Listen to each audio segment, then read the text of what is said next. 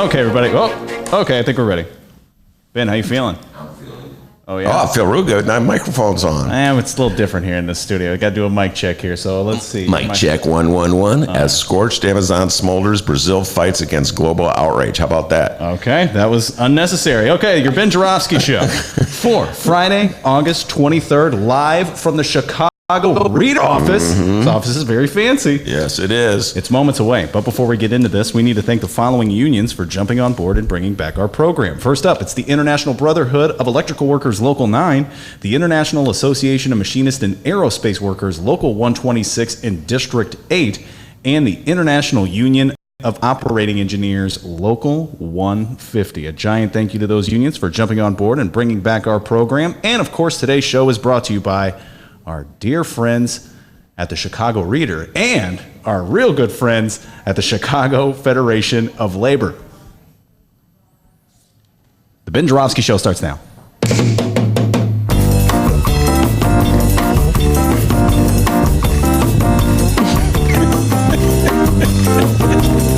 What are you doing? Young Kenneth It is Friday, August 23rd, and live from the Chicago Reader offices in Bronzeville, this is the Ben Joravsky Show.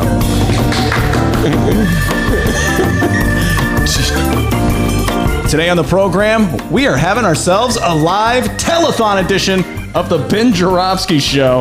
He's going to tell you more about it in just moments. And now your host, Chicago Reader columnist, Ben Joravsky. Hello, everybody. Ben Joravsky here. Hello, everybody. Ben Joravsky here. Now my mic's on. I can say it again. We're calling this I'm Winging It Friday, and here's why. Because, folks, I'm winging it, all right? Usually I got this script I prepare every day. Here's my little book with all the little notes I have. But today I came in, and everybody was talking to me. Some person said this to me. Some person said that to me. Guess what, D? I didn't write anything down. Oh. So I am winging it. I'm not even in my beloved Bright One, in my studio at the beloved Bright One. I'm in this vast office here at my beloved Reader in Bronzeville, and we're doing this fundraiser, this telethon, as Dr. D said. They've been doing it all day, been doing a fantastic job. Let's give a shout out to Amy Matheny. I'll tell you what, Amy Matheny is no joke.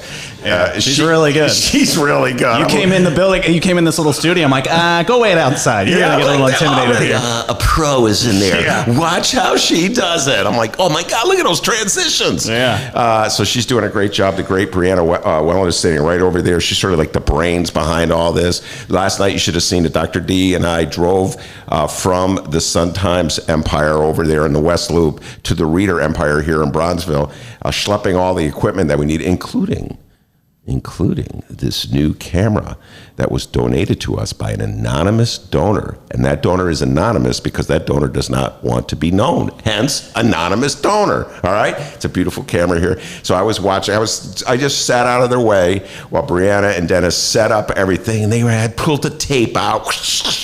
And don't make it sound like you did any work, all right? I just got finished saying. I sat over there. Okay. Hey, I was on the phone cutting deals, all right? Okay, I was on that phone, man. All right. Can you come begging people to come on down, explaining to people who are coming on the show today, and many people are coming on to talk politics. We're still going to talk politics.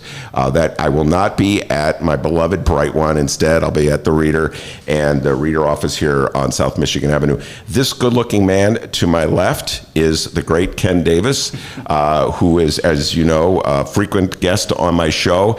And watch now what he's going to do, D. He's going to deny everything I'm about to say because he's been doing it all day. He invented the radio telethon. Yes, he invented it. All heads looked up when I said that. Whoa. Yeah. Like you never hear like the inventor. Right. Yeah, he's like the Steve Jobs of radio telethons. You know, Jobs is the one who put it all. Jobs or Jobs? It's Jobs. Okay. I don't know why they would call him Jobs since his invention destroyed so many jobs. But nonetheless, he's the guy who figured out how to put everything in that little phone. Well, he didn't figure it out. He paid somebody to do it and yelled at him and made him work faster. Name the comedian that I'm stealing that from, D. Bill Burr. Thank you, sir. The only guy in the room who knows that.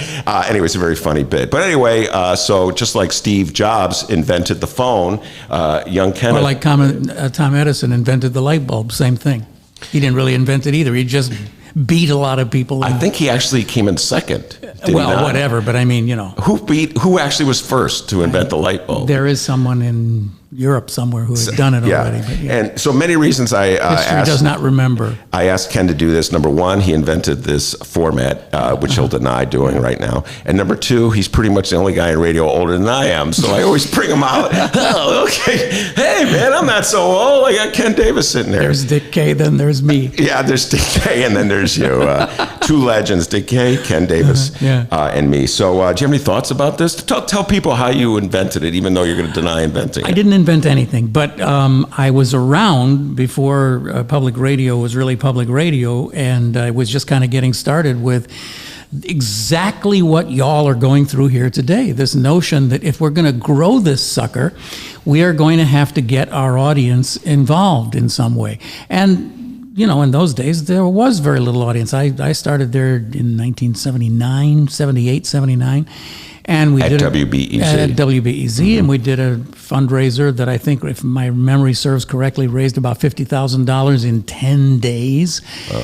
In 1979 dollars? So what's that today? Well, I don't know. Let's just say 1.5 million or something. Yeah. Let's just say, let's go Trump. 5 million, yeah. But the reason that I'm really happy to be here and wanted to be here today is because I love the Reader and have since the beginning, since the very first publication.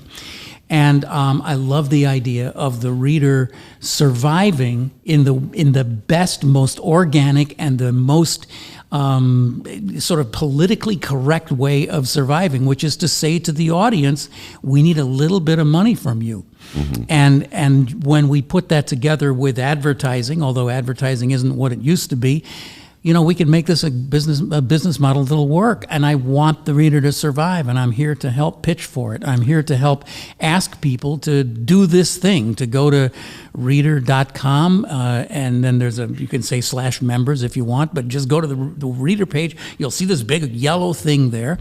Click on it, and then become a sustaining member. And I do want to say, this is something that I think in all of nonprofit has become a really big deal, and we always used to refer to it as the AOL effect. AOL had very little effect on the body politic or the United States or the world, but the one thing it left behind was the idea that you sign up and they just bill you every month, no matter what. Yeah, well, they're still billing people. As we know, if you watch certainly the rise of public radio in New York and Chicago, L.A., San Francisco, Washington, these stations have become really major, political entities in their cities. They're powerhouses. And the way they did that was by getting people to sign up this way. And this is what the Reader's got to do today. So we're asking you, there's, people who happen to be watching us, listening to us now, just get online and click that button that says $5 a month or $10 a month or whatever it is, $15, $25, and you won't notice it coming out of your Visa bill. Your Visa bill is way higher than $5 a month. So, and you'll be sending this money, it's kind of like, this river that flows by and drops money every month. It's a really big deal. As Ken knows, most of the people who listen to my show download the show. Yes. And so they're going to be listening to this. I love saying this. Anytime in the universe. But anytime you can click on the Reader, go to the Reader website and make your donation. And that's why this is so interesting in this new world, because in the old days we used to rely on telephones. It's like, call now, and you had like what are those? We had a room full of people on telephones writing down on pieces of paper. But anyway, now it's so convenient because it doesn't matter when you listen. The time shift is we all live in this time-shifted world. So if you're listening right now, switch screens, go to your browser and get to Reader and pledge some money. Well, as a convenient prop, you went through this guy you must be a bigger pack rat than I am. Ken, when he came, he showed up. He had these old readers from back in the day. These readers, D, are older than you are. All right, okay. We found some readers that are older than young Dennis. And so showing the camera there, which was donated to us by an anonymous donor, as I like to say. So that's from 1984. Is that the one you got there, Ken? Yeah. Could you read the lead? This is a classic Reader lead. We'll just indulge us for a bit, folks. The Reader back in the day. really sort of was. I always thought they were sort of a combination of like Chicago journalism and the New Yorker. The New Yorker, long form, let you go forever, but Chicago journalism, it's like this tough. We understand our city. We're from the alleys, etc., and so more. You know, little like Nelson Algren Evergreen Street. Right, Evergreen Street. Yeah, we're drinking and smoking cigarettes. Two things I hardly ever do. It's a funny thing. I would end up at the Reader. I'll spend all these years at the Reader. I don't drink. I don't smoke. Anyway, but this is do you just pluck this out of the pile? Well, is that correct? I mean, it's so weird. This morning, I just remembered that I had this somewhere. I'm one of these rail fans. I think they call them foamers. You know, I love the. What do they call them? Foamers. I love the CTAL system. Why do they call them foamers? Because they foam over it. Okay. Yeah. So, in other words, that doesn't just apply to a railroad. Like, no, Dennis would be a foamer because he loves Tim McGraw so much. How'd you know? Or, you know, there's people who hang out at O'Hare and look at tail numbers on planes as they land and say, yeah, I've seen that plane 24 times this year.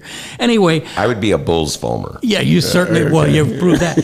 So I, for some reason, saved this story because it was a great little story about 24 hours on the Little Railroad, which at the time was called the Ravenswood Line. Mm-hmm. And I haven't looked at this obviously in years and years and years. I found it this morning, and as I was sitting out in the lobby with you, Ben, I just started reading this, and this is the first paragraph of a Reader story written in 1984 by a guy named Gary Anderson. I don't know Gary Anderson, but the great Mark Pokempner took the pictures. That's right. Pokempner certainly probably made more money out of the Reader than anyone in the universe because he's the one that took the picture of Barack Obama in like mid-1995. Yeah. And Pokempner was no fool. He kept the rights to the picture. Yes, he and did. Barack Obama was just a candidate for state senator. Everything is Chicago politics, ladies and gentlemen. He was a candidate for state senator back then. And then when he became a presidential candidate, everybody's come knocking on Mark Pokempner's door. I want that picture. Mark's like, and Mike is saying, ka-ching, ka-ching. Yeah. So anyway, I wonder if anybody's been knocking on his door for this picture of the CTA Ravenswood story. I kind of doubt it. Yeah. But these just are in the case they 6,000 do, series cars, which of course are all long gone. So yeah. So just read that. So here's the opening paragraph, and this is so Reader. It's so 1980s. There are two reasons why the sleepy intersection of Kimball and Lawrence stirs to life a few minutes after 4 o'clock every morning. The first is that the last of the neighborhood's light night gin mills have shown their final patrons the door, and those with more partying to go sans grog head for one of the 3 all-night diners perched around the corner. The other is the Ravenswood Elevated. It's about to roll into another day. Oh, man, I'm going to get my cigarette out. Oh, yeah, I'm bleary-eyed. But this is what cracks me up about this, as someone very familiar with Kimball and Lawrence, is the whole idea that there were gin mills, you know, that is correct. And all-night diners. Where are the all-night diners now? All right, I'll give you a trivia question here for 10 trivia points. Uh-oh. What person very close to my show lives almost on top of the intersection? Why? Kimball Good and luck. Lawrence. Dennis. Yes! That is me. That is me. God dang, he's good. Hey, Dennis, years ago when I first started in public radio, which had no money, and they were paying me $3 an hour to be the news director. That's more than Dennis gets? Yeah, I was an apartment building janitor. That was how I actually made my money. And I had to do some emergency plumbing in the middle of the night in that very building when the pipes froze and they were... and the shoe store was flooding, and the owner called me and said, "Get over there. I'll pay you anything to stop the water." So that's just one of my little stories. Just goes to show you that plumbers will always get more money than anybody having anything to do with media. Yeah. Speaking of Dennis, this, of course, is the Ben Joravsky Show. We got the news. That's right. We have plenty of political talk ahead of us. We have plenty of great political guests. The great Mick Dumke, Ramana Hussein will be here. Monroe Anderson has consented in honor of the Reader to make an appearance on Friday to talk Trump. In person? In person, he will be here. The great Monroe Anderson will be here. And Andrea Brower, who used to work for the Reader, she was a photo editor, is that right? Has now become a rock star, and she'll be here playing rock and roll. And I'll force her to talk politics as well. And Patrick Wouture, who runs the African Festival of Arts, he'll be here as well. And I'm forcing him to talk about politics. You come here, you're going to talk a little politics. It's a politics show. It's a political talk show, but we talk about other things as well. ChicagoReader.com/members. Do it now. That is correct. Dennis, what you got for me, young man? Oh, 1 second. I'm on here online looking here. Reader website. Click on the thing. Donation. Oh, wow. You're right. That was easy, Ken. People. That's How much really, are you pledging? Wow, that's easy. Yeah, like $100, man. It's really easy. All All right. right. A one-time thing, or you can do the monthly sustaining thing. You know what? I think I'm gonna do the monthly. I think I'm gonna do the sustaining. monthly sustaining. I think I'm gonna do the monthly sustaining. All right. It's the middle of the final day of the week. We're now in a new location today. All right. Podcasting from the office of the Chicago Reader in beautiful Bronzeville. Ben, what do you say we begin by showing everyone exactly how big of a political nerd you are? Okay. What ward is Bronzeville in? We're in the third ward down here. Third this ward? Is Pat Dowell's ward. I'm almost positive this is Pat Dowell's ward. There's been so much gerrymandering that goes on, so we could potentially, at one point, this would have been the second ward, and it could be because the way they slice and dice it, it could actually be the fourth ward. And as you know, Dennis, Sophia King is the alderwoman of the fourth ward. And as you also know, Patricia Dowell is the alderwoman of the third ward. And your favorite alderman, as you know, Brian Hopkins is the alderman of the second ward. Dennis loves Brian Hopkins because it was Brian Hopkins who single-handedly pushed through Lincoln Yards, Dennis's favorite TIF deal. Okay, why are you doing this to me? I don't know. Anyway, so He's you asked me winging it today. what ward. I thought it was Dorothy Tillman's ward. Many years ago, but it was Dorothy Tillman. For 10 trivia points, who was the alderman of the third ward before Dorothy Tillman? Ron Jackson. No, but I don't even know if there was ever an alderman named Ron. As Dennis would tell you, it was Tyrone Kenner. All right, let's go. Yeah. Wow. Yeah, I know. Wow. My God, you're a dork. All right. Let's talk national news. All right. And let's talk about the Friday schedule of none other than our Illinois governor. I'm not a perfect person. That's right. JB. Governor Pritzker is at, or was at, I'm not sure, I've been here in the Reader office all day, the World Shooting and Recreational Complex in Sparta, Illinois, to sign legislation supporting youth outdoorsmanship. Ben, you ever been to Sparta, Illinois? I don't think so. Where is it? Ken, you ever been to Sparta, Illinois? No, I've been to Elroy, but not Sparta. That's Wisconsin. right? Wait, Never where mind. is Sparta? I couldn't tell you. I've Oh, never you're been. a downstate guy. I'm not the host. I'm just the guy running the buttons and stuff, all right? All right, Sparta. No one cares if I know where it is. No, Sparta, Illinois is near Clifton, Illinois. Oh, wow. I just made. I don't even know if there's a Clifton. Then he's off to Des Moines at the state fairgrounds for the famed Twilight Parade. For those wondering about this Des Moines State Fair, no, the 2019 State Fair Butter Cow will not be there. It's the butter cow, which has 9 hearts to represent the 9 essential nutrients in milk. That's right. It's made entirely out of butter, and it's a state fair tradition since at least 1922. 1922. Love that Butter Cow clip. That's good stuff. I love that butter cow. All right, JB, cutting the butter cow. But it is a day ending in Y. So yes, J.B. Pritzker did his favorite thing to do since becoming governor. All together, everybody, Ken, you too, signing legislation. I always Boy, think it's he going to be a loves it. bill, but legislation works too. Yeah. If you're having trouble keeping track of all the legislation Governor Pritzker has been signing, well, join the club. So have we. Good Lord, he likes signing stuff. On Thursday, Pritzker signed his plan to raise minimum teacher salary to $40K. He is expected to sign Senate Bill 1429 today. This measure would make a person's immigration status generally inadmissible in a civil proceeding unless it is relevant to prove an element of the case. Illinois will become the 3rd state to enact such a law. Here's Illinois State Senator, sponsor of the bill, and former guest on the Ben Joravsky Show, Ram Villabalam. He says, quote, as the son of Indian immigrants, I know firsthand that immigrants have not pursued justice, at times due to fear that their immigration status will be brought up in court. That ends now, he told Playbook, whether related to workers' compensation, harassment, discrimination, wage theft, or a whole host of other issues, all residents of our state deserve access to justice without fear. Absolutely. Come on, folks. This is a manufactured issue, the paranoia and fear that people have over immigrants who come in from the southern border. This is manufactured and stoked by Donald Trump and his allies. So I give credit to J.B. Pritzker, and I give credit to both the House and the Senate for passing this. Illinois is a civilized state, D, as opposed to so much of the rest of the country, which has lost its collective mind. And as I've said many times, I do not even understand. Like, why would a state like North Dakota or South Dakota or your beloved Maine, we talk about Maine a lot, be worried about immigrants coming in from the southern border? They're nowhere near it. I'm not an expert in geography, but I do know this. North Dakota and South Dakota are nowhere near Mexico, the Mexican border. So why are people in red states like that all up in arms about it? And their states need people. They definitely do. They need people. But yet they're up in arms about it because Donald Trump has stoked their worst fears and prejudices. So I give credit to Pritzker and the state of Illinois, the House and the Senate for passing this legislation. All right, we have an Illinois marijuana update. By the way, you guys got any?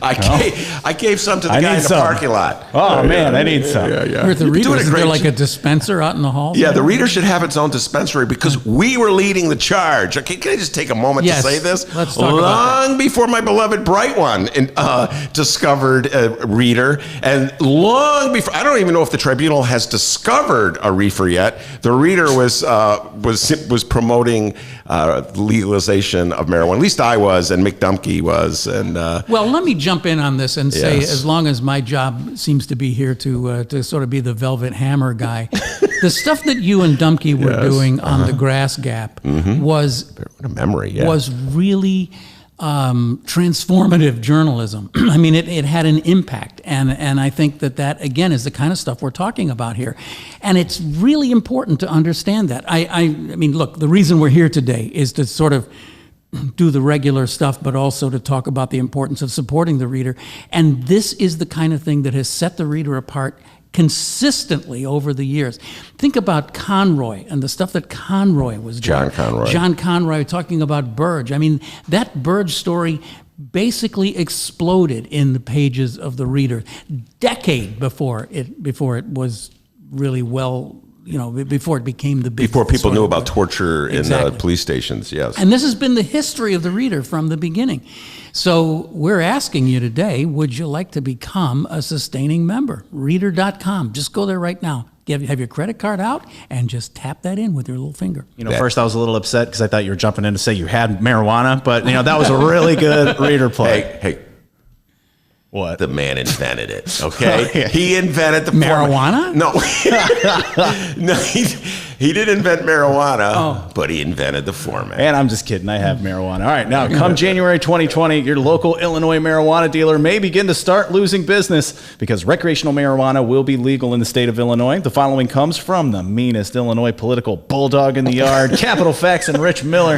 Rich Miller. The offices of Representative Kelly Cassidy, Senator Heather Staines, Representative Jehan Gordon Booth, and Senator Toy Hutchinson are releasing a local government toolkit for the implementation of HB 1438, or the cannabis tax, or the reefer bill, as Ben calls it. Yeah. All offices have received requests for assistance and information from governments across the state on the steps they need to take before implementation in their jurisdictions. Within the Cannabis Tax and Regulation Act, legislators took specific steps to allow local governments to determine whether and how they would allow cannabis businesses and dispensaries within their jurisdiction. Here's a quote from Senator Heather Staines. Quote, "We are giving local governments the control they have asked for, and many have already started making decisions and voting on their ordinances." Mm-hmm. Yeah, some communities are deciding they don't want anything to do with legalized marijuana, and I guess it's their choice if they want to do so. And others are jumping aboard the bandwagon. They want to have dispensaries because it's money. It's a way to raise money. That's something we'll be talking about later today. We're talking about Lori's budget and the determination by Lori Lightfoot to find money anywhere she can to avoid having to raise property taxes. So a lot of folks were pounding their chest against marijuana and the legalization of marijuana, saying never, ever, ever will they do it. I got a feeling they changed their mind, and it just flashed to me my beloved hometown of Evanston, Illinois. Ken, when I first moved to Evanston back in the late 60s from Rhode Island, there was no liquor allowed in Evanston. Mm-hmm. It was a dry town. The Women's Christian Temperance Union was headquartered there. Yeah. Evanston had this attitude, no, never, ever, ever. Now, man, there's a gin mill in every block in Evanston. So, they're looking for money just like everybody else. I got a feeling, D, a lot of these communities are going to change their attitude about marijuana if for no other reason than they're going to try to figure out a way to raise money to pay for services that people need. All right, moving on to Chicago news. When I was a little girl, I remember singing the song, this little light of mine, I'm going to let it shine. Chicago Mayor Lori Lightfoot, yes, been still on vacation with her family in Maine. Now, for those who have been listening to our show this week, you already know that, for some reason, our host, Ben Joravsky, has quite the disdain for the state of Maine. Not sure why. It's pretty random. So, Ben, I'm going to challenge you today. How about that, buddy? I got to say something nice about Maine. Bring your A game. Say one nice thing about Maine. Lobster. Oh. I love lobster. And they got a lot of lobster in Maine. Did you know that, Kenneth? I do. Just off the coast of Maine, they capture a lot of lobster. And they bring it in there really fast. And clam chowder. Hey, 2 things I said nice. Lobster rolls. Lobster rolls. The 3 things I said nice about Maine. All right? Wow. Stephen King. I love Stephen King. All right? Beaches. Beaches are not that good. The water's cold, the rocky. There we go. Did I tell you That's Susan, the glass half empty guy we know. Susan Collins, the senator, totally laid down on the Kavanaugh appointment? Did I tell you about that? There he is. Come on, Maine, get it together, all right? Oh, So that's what's on the mayor's schedule, vacation. It's a shame she couldn't join us here at the Chicago Reader office in Bronzeville for our Love Letter Chicago Journalism live telecast. We give her some pizza. Yeah. We would have gave her a donut. There were donuts here earlier, too, you know? There were donuts here? Yes. You told me about the donuts? Dude, you wake up at like 10 every morning. Okay. Beyond donut time. I got up early today. I just want you to know. I was up at the crack at 9:30, okay? I'm so proud of you. But next week, Ben, next week marks Lori Lightfoot's first 100 days of being the mayor. We have some more details on her State of the City address and her Chicago budget plan. But before we get into that, Benny J, Kenny D, let's grade the mayor on her first 100 days. Oh, now I know both you fellers haven't been to school in like 70 years, so let me just remind you how a grade scale works. All right? Yeah. A plus, that's like the best you can do. Then we work our way down. B, C, D. No E, F. So. Wait, there's no E? Come Wasn't on. there E back in the day? I'm sure there was. E in for the day. excellence. All right, Ben Joravsky, Ken Davis, do not duck and dodge, by the way, by saying incomplete. Based on her first 100 days and based on who the last mayor was, what grade would you give our Chicago Mayor Lori Lightfoot 100 days in? All right, based on who the last mayor was, whose name I can't remember right now. Rich Daley? No, that's not it. It was, What was his name? I just saw. Rahm Emanuel. Oh, that Rahm one, Emanuel, yeah. I would give her an A because she's not Rahm. Okay, let's just Take say. a chill pill, man. Okay, oh, sorry, Rahm. And I had this thought. All right, I got a lot of issues with what Lori Lightfoot's doing, particularly on TIFs. But I will say this, young Kenneth. The other day, I was driving into the city of Chicago. Say what you will about Lori Lightfoot. What you will about Lori Lightfoot and TIFs. She's not Rahm Emanuel. And when I was coming in that Skyway, by the way, we got to clean up that Skyway. There's so many Been on the Skyway lately? I mean, good That's God. the private sector at work for you. Yeah, right there. great job. Heck of a job, Skyway, on filling the potholes. Yeah. That's what happens when you turn things over to the private sector, huh? Anyway, when we're coming in on the Skyway and you're crossing from Indiana into Chicago, and the sign said Mayor Lori E. Lightfoot. And I was like, all right, it's not Rahm Emanuel. So, D, based on that one alone, give her an A. Okay, well, let's take the Rahm situation out of it. What would you give her? Well, take Rahm completely out of it. Yeah. Habita. Well, okay, all right. I can't say incomplete because I got to wait for this. You're being really tough on a guy because you really can't give her a full grade till I see that first budget. Yeah. And she hasn't introduced that first budget. She's going to give the budget speech next week. So I'm going to give her an A for dealing with Ed Burke, the forceful way which she cut him off at the knees. She did what Rahm could have done, but he was too chicken to do, and what Richie Daley, with all his power, was apparently too chicken to do. So I give her an A for that. But I'm giving her a D for TIFs. All right, you got to give her. Why? What's she? the specific thing? We talked about this with Amisha Patel the other day in the show. Okay. There's a lawsuit against the Lincoln Yard TIF, and instead, at the very least, she could have just stayed back and stayed out of the lawsuit.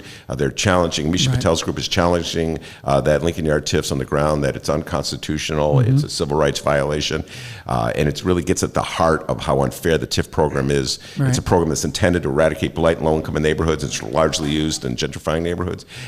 And Lori Lightfoot's law department is in court trying to get the case dismissed. So she could have just stepped back and just let the case go whichever way it's going to go.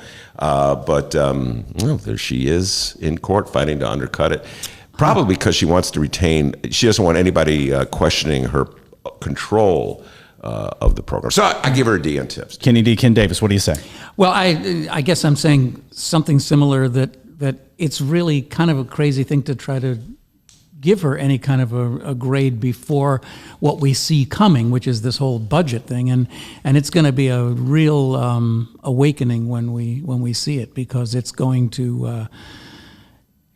She's going to tell us that she's going to tell us exactly what Rahm Emanuel told us in his first 100 days, which is that he opened up the files and saw that the structural budget was way worse than he thought it was, than Daley told him it was. And now she's going to pull the same thing and say that she's got this huge budget deficit, and she has almost no choices left other than another big kick in the property tax. So I don't know. I would say I'd give her like an A- for everything she's done up until now, because she has pretty much. She had made promises, and she's kind of honored those promises. All but right. it's just kind of crazy to do a grade now. Oh, so you're saying my idea wasn't good. But Yeah, that's what I'm saying. Yeah, Bad bit, Dennis. That's fine. Yeah, really. Yeah, you put us on the spot. Yeah. Lightfoot's State of the City address will take place at Harold Washington Library, and listen to these details. The speech will be 20 minutes, aired live on local news channels, and starting at 6:02 p.m. Not 6 o'clock, not 6:01, 3 or 4, 6:02. Okay, well, So that's be good to ready. know. Time for a Yeah, commercial. you're ready. And there will be a reception afterwards hosted by the City Club of Chicago. Oh, Ben, you won an award from the City Club of Chicago. Yes. Did they invite you to the reception? No, they didn't invite me. It wasn't an award. They gave me a certificate. All right? Thanks for coming, Ben. Here's the certificate. Did you get the mug? Did I get a mug, D? I think you did get a mug. I got a mug. I think I got a mug. everybody It's back, gets a at the, mug. it's back at the Bright One. Yeah, I okay. left it in the office Yeah. at the Bright One. It's right next to the grape juice that Mark Sims gave us. Remember, D? That's Oh, yeah. And those mints. In the mint. Hey, oh, Mark, you coming in next week? Dennis is mad at you about those mints. All right, don't get him talking about those. Where's the mints here, D? Oh, you're welcome, listeners. There's no mints here. So are any of the big channels going to cover this? I say, when they say the news channels, I assume they're talking like CLTV. Yeah, it just or said the something. local news channel, Yeah. so I'm assuming that. So kidding the up whole there. idea was to try to do a kind of a prime time thing that they would get 2579 to cover it. You guys feel that in the air, by the way? Yes, I know. I feel it. I feel the presence of Ramana Hussein and Mick Dumke. No, That's it's number one. football season. Oh, That's what's in okay. the air. Football season's in the air, which means that the best sports reporters in Chicago want to offer you, yes, you, our listeners, an exclusive deal on unlimited digital access to all of the stories that you love. Do not miss a game this season. Get all the big plays, scores, and stories from the Chicago Sun-Times. For a limited time only, you can test out digital access for only $1. Oh, my broke ass can afford that. $1. There's no reason to not give it a shot. Stay up to date on breaking stories. Get the deep dives and investigations from Sun-Times reporters. Cheer for the big games with the best sports team in the city, and go deep inside City Hall with best in-class political reporting. $1 for your first month. $1, I say. You cannot do better than that. Take advantage of this exclusive deal now at suntimes.com/Ben. We're going to take a little break here, but let's remind everybody what we're doing here and why we're at the Chicago Reader. Yes, we're at the Chicago Reader, not on my beloved Bright One, because we're having a part of the telethon at the Reader. We're seeking monthly donations to help keep A the Chicago Reader. non-telephone telethon. Yeah, I know it's not even it's a computer-thon, Yeah. but we're still doing the Ben Joravsky show. We're talking a lot of politics. Mick Dumke and Ramana Hussein are here. Everybody's like, yeah, it's Friday. Ramana should be there, and because it's a special thing, we're doing the fundraiser. We thought we'd bring Mick Dumke along too, and there's a reason. We call them the journalistic love couple. We'll bring them on right after this. Attention Chicago innovators and creators, 2019 Chicago Ideas Week is coming soon. October 12th through the 17th, this annual Ideas Festival is back, and it's the largest, most affordable Ideas Festival of its kind. They bring in hundreds of thought leaders from around the globe, and some local, to share ideas and spark action all across Chicago. To get a better idea of what to expect, here's a bit of audio from last year's Chicago Ideas Week with special guest and Chicago comedian Hannibal Buress. The real reason I came home is just because I was traveling a lot anyway. I wasn't in New York that much, and I don't have a full-time job in New York. I work a lot, but I'm not in New York, so it was just like I don't need to be here anymore. And also I just wanted to work on different stuff here in Chicago. So I have this center that I'm working on the west side, Melvina Masterminds. It's going to be arts and then a tech program and after school programming for kids in the North Austin area. So just wanted to be back. There we go. October 12th through the 17th, it's 2019 Chicago Ideas Week. Tickets go on sale to members on August 22nd and to general public September 10th. Once again, if you're an innovator or creator in the city of Chicago or even outside the city, you must join us for Chicago Ideas Week, October 12th through the 17th. For tickets and event information, head to chicagoideas.com. That's chicagoideas.com, and we hope to see you October 12th through the 17th.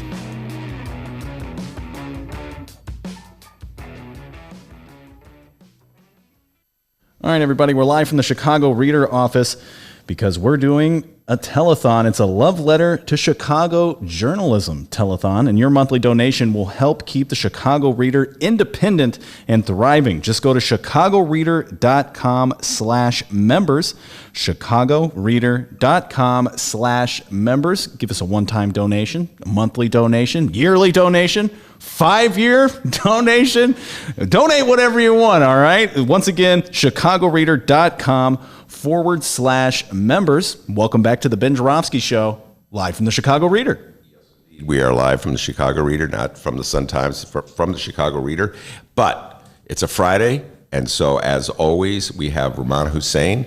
Fridays with Romana is a regular feature on the Ben Joravsky Show. Generally, she just has to walk down the hall from her office at the Sun-Times, but she's so gracious.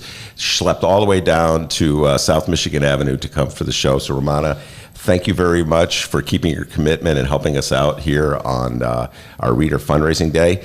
And why don't you take the opportunity to introduce our mystery guest for the Romana Hussein feature on the Ben Joravsky Show. So who's this good-looking guy sitting between us? It's my husband. It's That is how I identify myself. Mr. Hussein. Husband. Yes. Mr. Hussein. Okay, there you go. It's Mick Dumke from ProPublica. Very good. And Mick Dumke also, before he was from ProPublica, was at the Sun-Times. But before he was at the Sun-Times, Mick was a reader writer. Isn't that correct, young man? That is correct. And we did a lot of stories together, right? Quite a few. So before I take the deep dive with Romana on the issues of the day, number one being Smollettgate, the latest update on Smollettgate. It's always, every Friday, Romana is in the studio with me. There's an update. Why don't you just think back some of our greatest hits of working together? You got any things that pop into your head right away? I don't know. Every week is pretty interesting. We talk about Smollett every week. I'm trying to think. We always have a greatest hits every week. Yeah, but actually Tulsi Gabbard or Mick. I was asking Mick to do the greatest hits from the Reader Days. Do you remember a greatest hit from the Reader Day that just really I remember you have the quite fondest a few. memory? Well, parking meters, right? Yeah. Wrote thousands of words about the parking meter sell-off. Oh, I have a question for you about parking meter. Let's see if you can answer this. And maybe Romana can answer this as well. Okay, so this is one of these classic moments in my life. Last night, or maybe it was 2 nights ago, I've talked a lot about this. I've gotten a lot of material out of this. Went to see a Steely Dan cover band. And so after we saw so many questions, Ben. So many questions. Why? I just don't. Oh, I love Steely Dan. I'll stay quiet. Yes. No, you can talk. She said the same thing yesterday when I saw her in the hallway. Why would you do that, Ben? Making fun of Ben Joravsky is the essence of our program. So anyway, I saw the Steely Dan cover band. I was really enjoying it. And afterwards, my wife and a friend went to a bar. And we parked on Damon Avenue. There was no parking meter. And my friend, who was one of these Chicagoans who knows everything about everything, said, the reason there's no parking meter on this stretch of Damon Avenue is that they didn't have a parking meter before the parking meter deal went down. And so they're grandfathered in. You can't put a parking meter where there was no parking meter. And I said, I used to know the parking meter deal real well, but that was 8 years ago. And besides, Mick Dumke knew it better than I did. And look, you're sitting here right now. So is that the reason there's no parking meter on that stretch of Damon Avenue, just south of North Avenue? Probably, but there are ways the city could add parking meters, and there's a complicated set of hoops you have to jump through to determine who gets the money if they add new parking meters. And remember, we covered Rahm's parking meter deal, yes. Parking Meter Part 2, where he said he totally remade the deal, which he did not. But as part of the second deal, there were actually more metered spaces added to the whole arrangement. So you can add a space to it, even if of course you can add for some reason. But there's some sort of complicated set of rules about who gets the money depending on where you where you add the space. Well, for some reason, it's probably the 1400 block of North Damon Avenue is without a parking meter. I know this because I parked there just the other night and did not have to feed the meter. So it's a very... That was a small victory for you. Yes, it was a small victory. And you have to give the money to the company. All right, Romana, let's get the latest update on Smollettgate. You have been doing an excellent job keeping our listeners apprised of what's been going on from the get-go. And apparently today, the judge appointed a special prosecutor. Yeah, the Judge Michael Tuman, appointed Dan Webb, who he also appointed for the Koshman case, the David Koshman case, if you're familiar with that. It was pretty anticlimactic from what I heard from our reporter, Andy Grimm, our criminal courts reporter. He said that he saw Dan Webb sitting there 20 minutes before the hearing started. So we got a pretty good heads up before he was appointed officially. And so why Webb as opposed to every other lawyer? In Chicago? Actually, our reporter did a story where he talked to different people. I think they go to the Illinois Attorney General, and I think Judge Tuman went to probably touched base with every county attorney in Illinois. There was one county attorney. It was like a county I never heard of. They were interested in being the special prosecutor in the case, but they didn't have enough personnel for that. And I'm forgetting which it was, but there were a couple of other states' attorneys across the country that were contacted, and Andy told me that they had rejected the offer.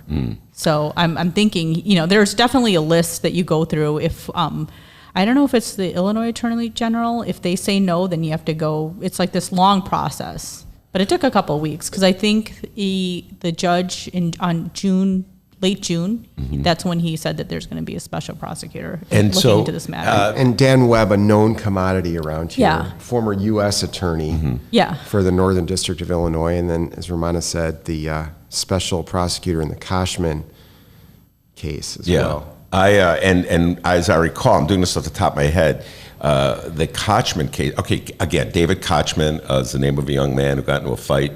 I didn't even say he got into a fight. No, he was punched by Rahm. Mayor Daley. Blame everything on Rahm. I know you don't like Rahm, Ben, but let's hold off on this one. But he was punched by Daley's nephew.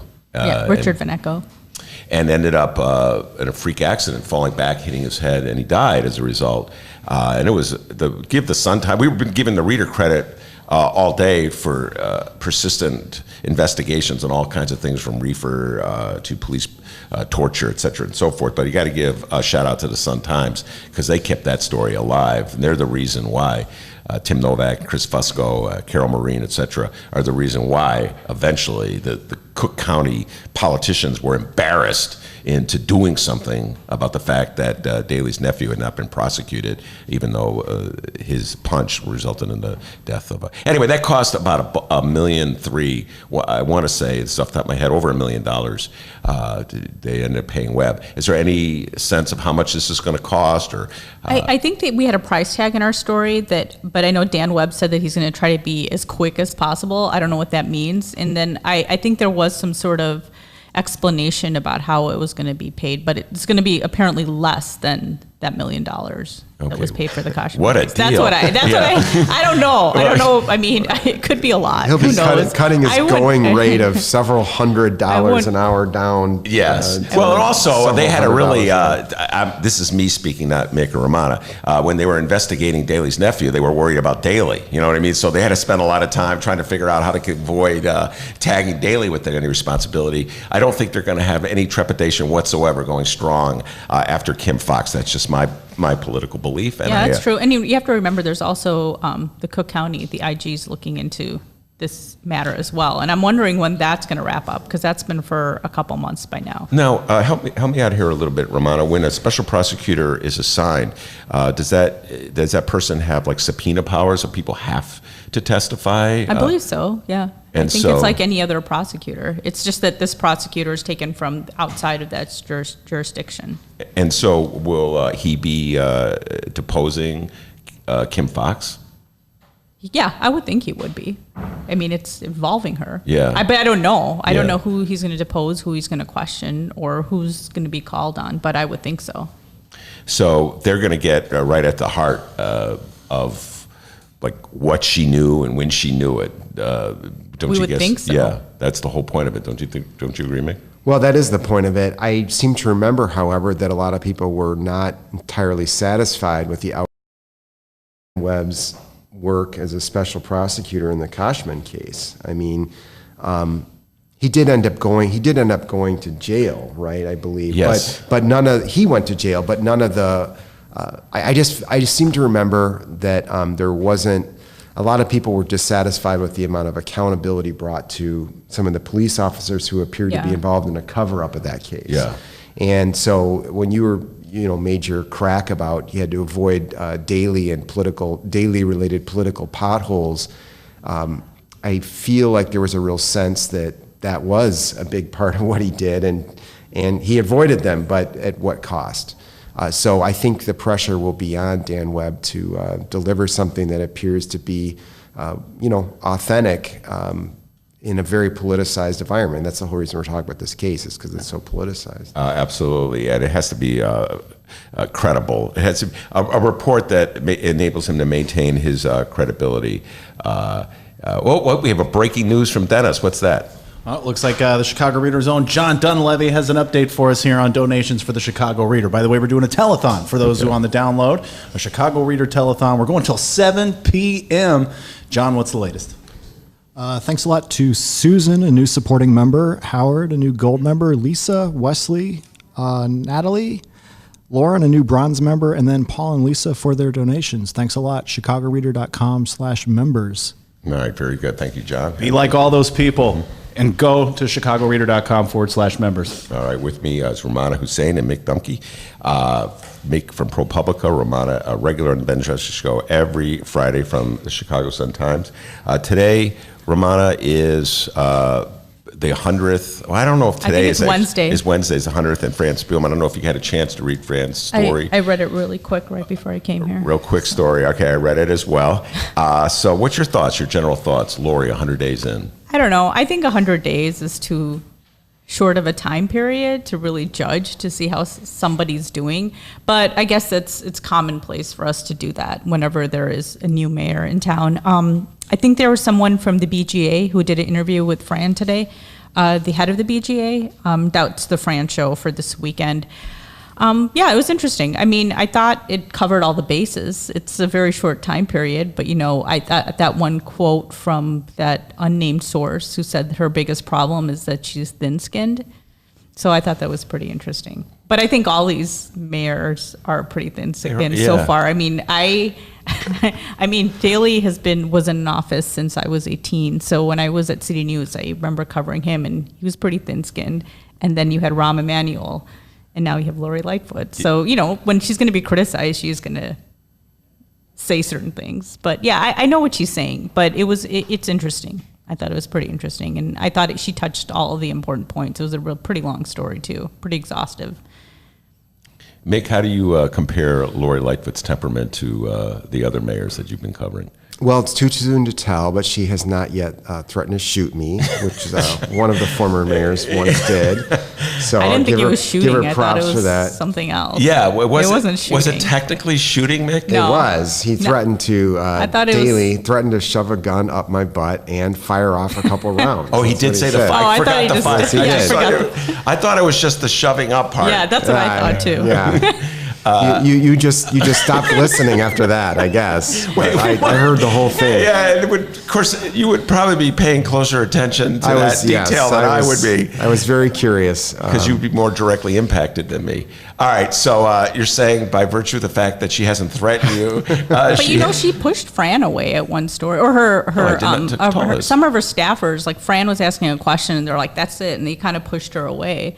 So, I mean, there's incidents like that, and some stories. I remember editing a story or at least seeing a story a couple of weeks ago. They kind of pushed her away. Wait, Tim, I don't want to say push, like physically. I just want to make sure I'm understanding you. It wasn't Lori herself. No. Okay. It was Fran asking questions, and someone just jumped in front of Lori Lightfoot and was kind of pushing Fran away. And a lot of people tweeted about that incident, actually. I remember when it happened. Did Lori Lightfoot apologize in any way? No, I don't think so. Apology doesn't seem to be something that comes easy to her. No, and I think she's really, among her 100 days accomplishments, as she's been... or goals at least, is she's been trying to prove that she's tough. Yeah. And so she hasn't wanted to back down from anybody, reporters peppering, firing questions. She gets testy, from what I've seen. But I think part of it is just, she's new.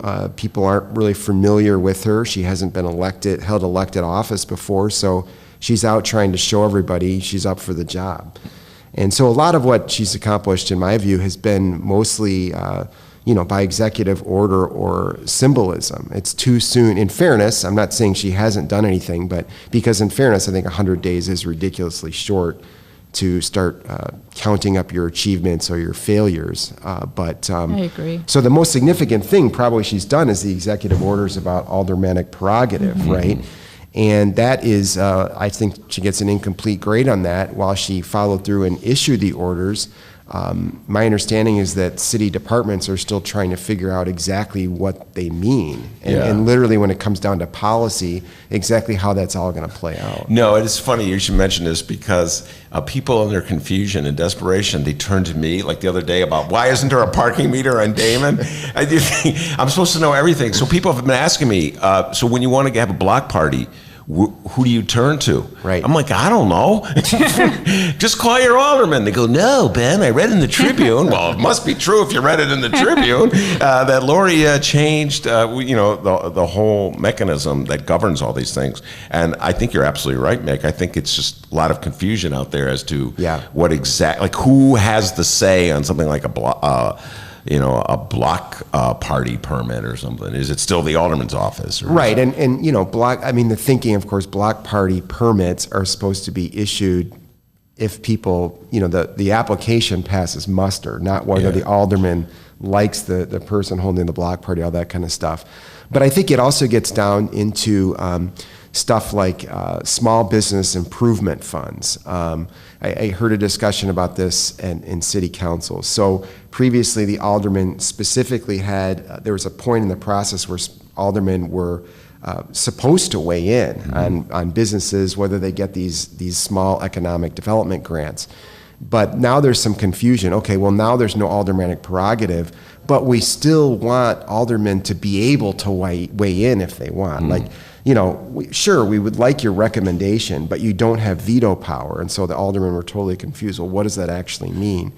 And moreover, with a lot of this stuff, you guys, it still has to be voted on by the city council. And I know there's not a long track record of vigorous oversight by that particular body, but still the letter of the law, even with these executive orders, is that city council has to sign off on most of this stuff. Romana, I can't remember if we had a conversation on the temperament issue. I was listening to Mick talk there, and I was trying to think of all the conversations we have. Did we ever deal with so the whole issue of whether Lori Lightfoot looks somehow other weak if she apologizes it's not just Lori, it's just mayors in general, but maybe as a rookie mayor with no. And I have to agree with Mick. I mean, she has never held. Wait. Yeah, we're going to get into that. I usually don't agree with Mick, but I have to agree with Mick. I'm sure it's difficult too to be, the first, African American female mayor of the city of Chicago. So she is held up to a different standard, whether we'd like it or not. But, she's also open to criticism. I think one of the things that people forget is, as long as she's not criticized for being a woman, an African-American woman, she's open to criticism. And I know the apology when she called the FOP member a clown. I think we talked about that. Yeah, we did talk about that. Yeah. So, she never apologized. She never apologized. She just said, I'm glad that, I'm sorry that I had the mic on, or the mic was hot at the time. So I thought that was pretty interesting. I mean, that was a pretty interesting story, I think, and that was pretty telling as well.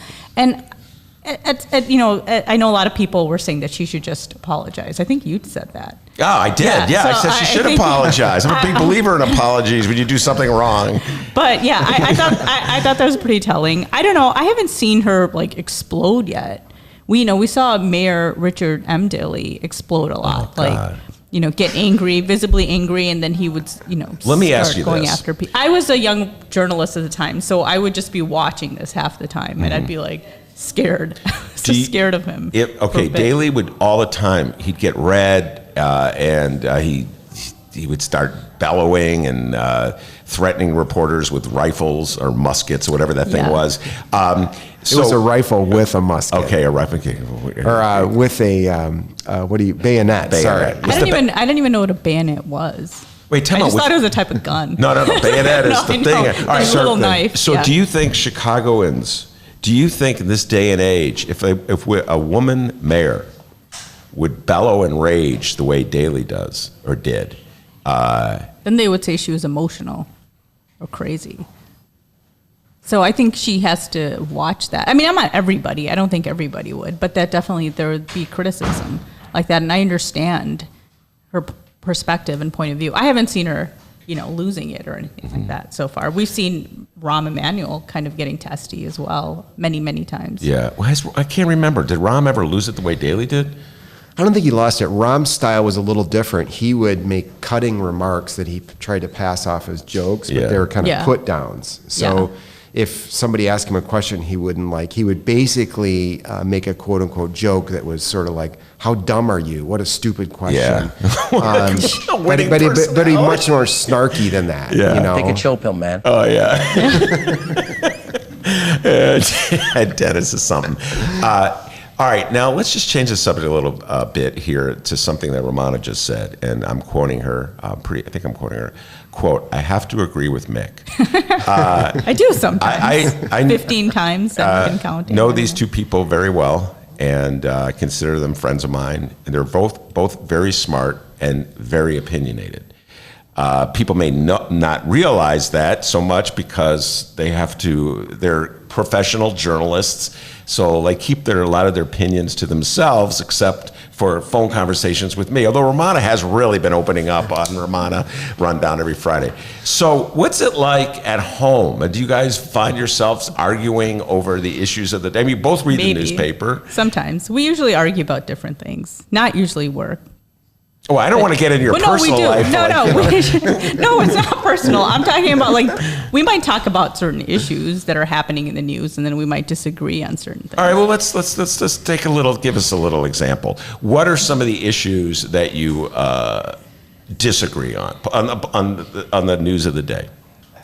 Mick is a lot more cautious on certain things. I don't know. That sounds like my relationship with Mick. I'll say, oh, I can't stand that person.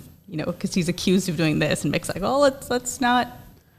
I will say, "Where's the proof?" Yeah, and I'm like, "What are you talking about?" So there's certain issues. Romana's basically like, let's give like Joe Biden. I mean, let's talk Joe Biden. I'm always ready to talk Joe Biden. If I don't know, I just don't understand how we could do certain things and just get away with it and be like, oh, I like hugging people. Like, what if I start hugging people and grabbing them? I'm not saying Mick doesn't necessarily agree, but Mick will be. I don't think that this actually isn't something we disagreed on, by the way. I have not been advocating quietly at home for Joe Biden to inappropriately hug more people. I think you might have said he was just a man from his day or time period. Yeah, I did.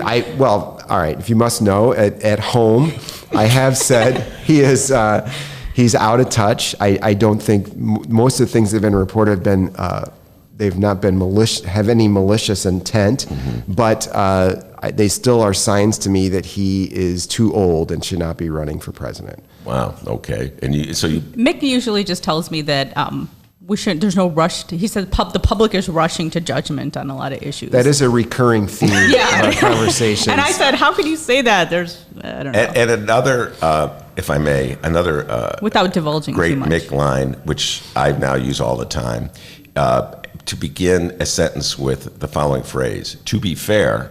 Okay, to be fair, and then once you dispense with the fairness, then the knife comes out. Do you find yourself doing the same thing? Like, to be fair, you're always trying to give somebody sometimes I'm not. Sometimes I don't want to be fair. But I am fair, but I'm just saying that there's all this evidence. So I'm going to, before this person's been convicted of anything, I'm going to go off.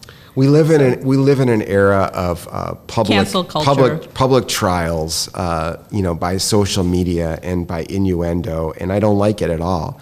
And some of the people that will even in our conversations, I'm not defending the people or their alleged behavior, but I also it is a recurring theme at our dinner conversations. that I'm repeatedly saying we don't know. None of this is evidence. This is stuff people throw out there, and we're ready to, have public hangings and move on and declare somebody guilty, whether he or she has actually been found that. Well, Mick will usually tell me people aren't all good or all bad, and I'm like, well. Okay. Dennis is signaling we should take a break. A break. We have Ramana Hussain and Mick Dumke with me in the studio. When we come back, we'll wrap it up with these two, and we'll ask Ramana for her recommendations for the weekend. That's always a favorite thing on the Ben Joravsky Show. We'll be right back after this. The Chicago Reader to get up to speed on what's what in Chicago. Culture, food, arts and entertainment, weekly concert listings, weekly event listings, the environment, travel. I can continue, but you get the point. And for all of you Chicago political junkies, raw weekly columns on real city politics from Maya Dukmasova and our very own Ben Joravsky. The Chicago Reader, free to the public in newsstands throughout the city and online at chicagoreader.com. Read it now and be a more informed Chicagoan.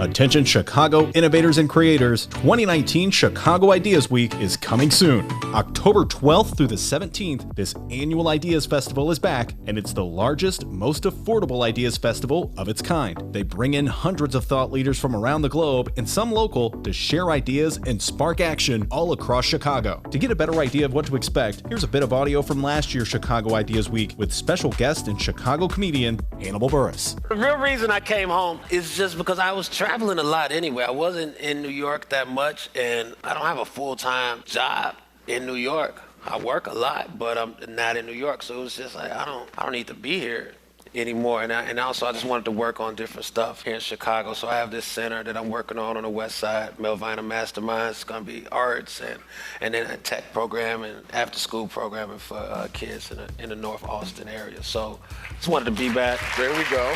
October 12th through the 17th, it's 2019 Chicago Ideas Week.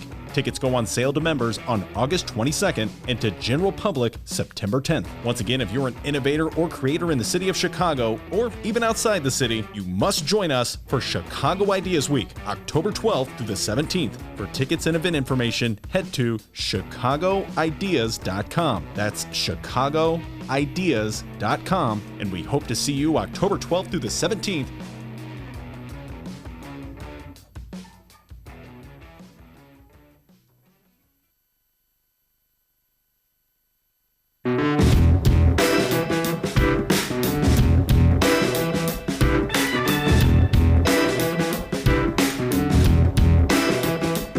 Welcome back to the Ben Joravsky Show, live from the Chicago Reader. Yes, indeed.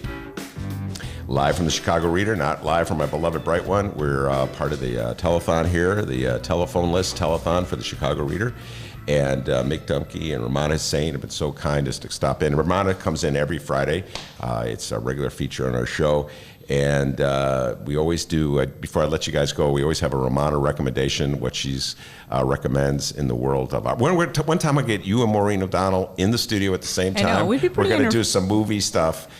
Did you see Dairy Girls yet? I saw the first episode on your. Oh, you were the one who recommended it to me. No, Maureen recommended it to me. Okay. And then another friend of mine saw it on the plane, and she's like, "You got to watch it." So I told Maureen I binge watched it. She just came back from Ireland, so. Yes, I saw her just the other day. Yeah, and I saw the first episode. You always got to get through the first episode of a show because that's always the worst one, and then it gets kicking. So I have not got into the kicking part of it, Ramana.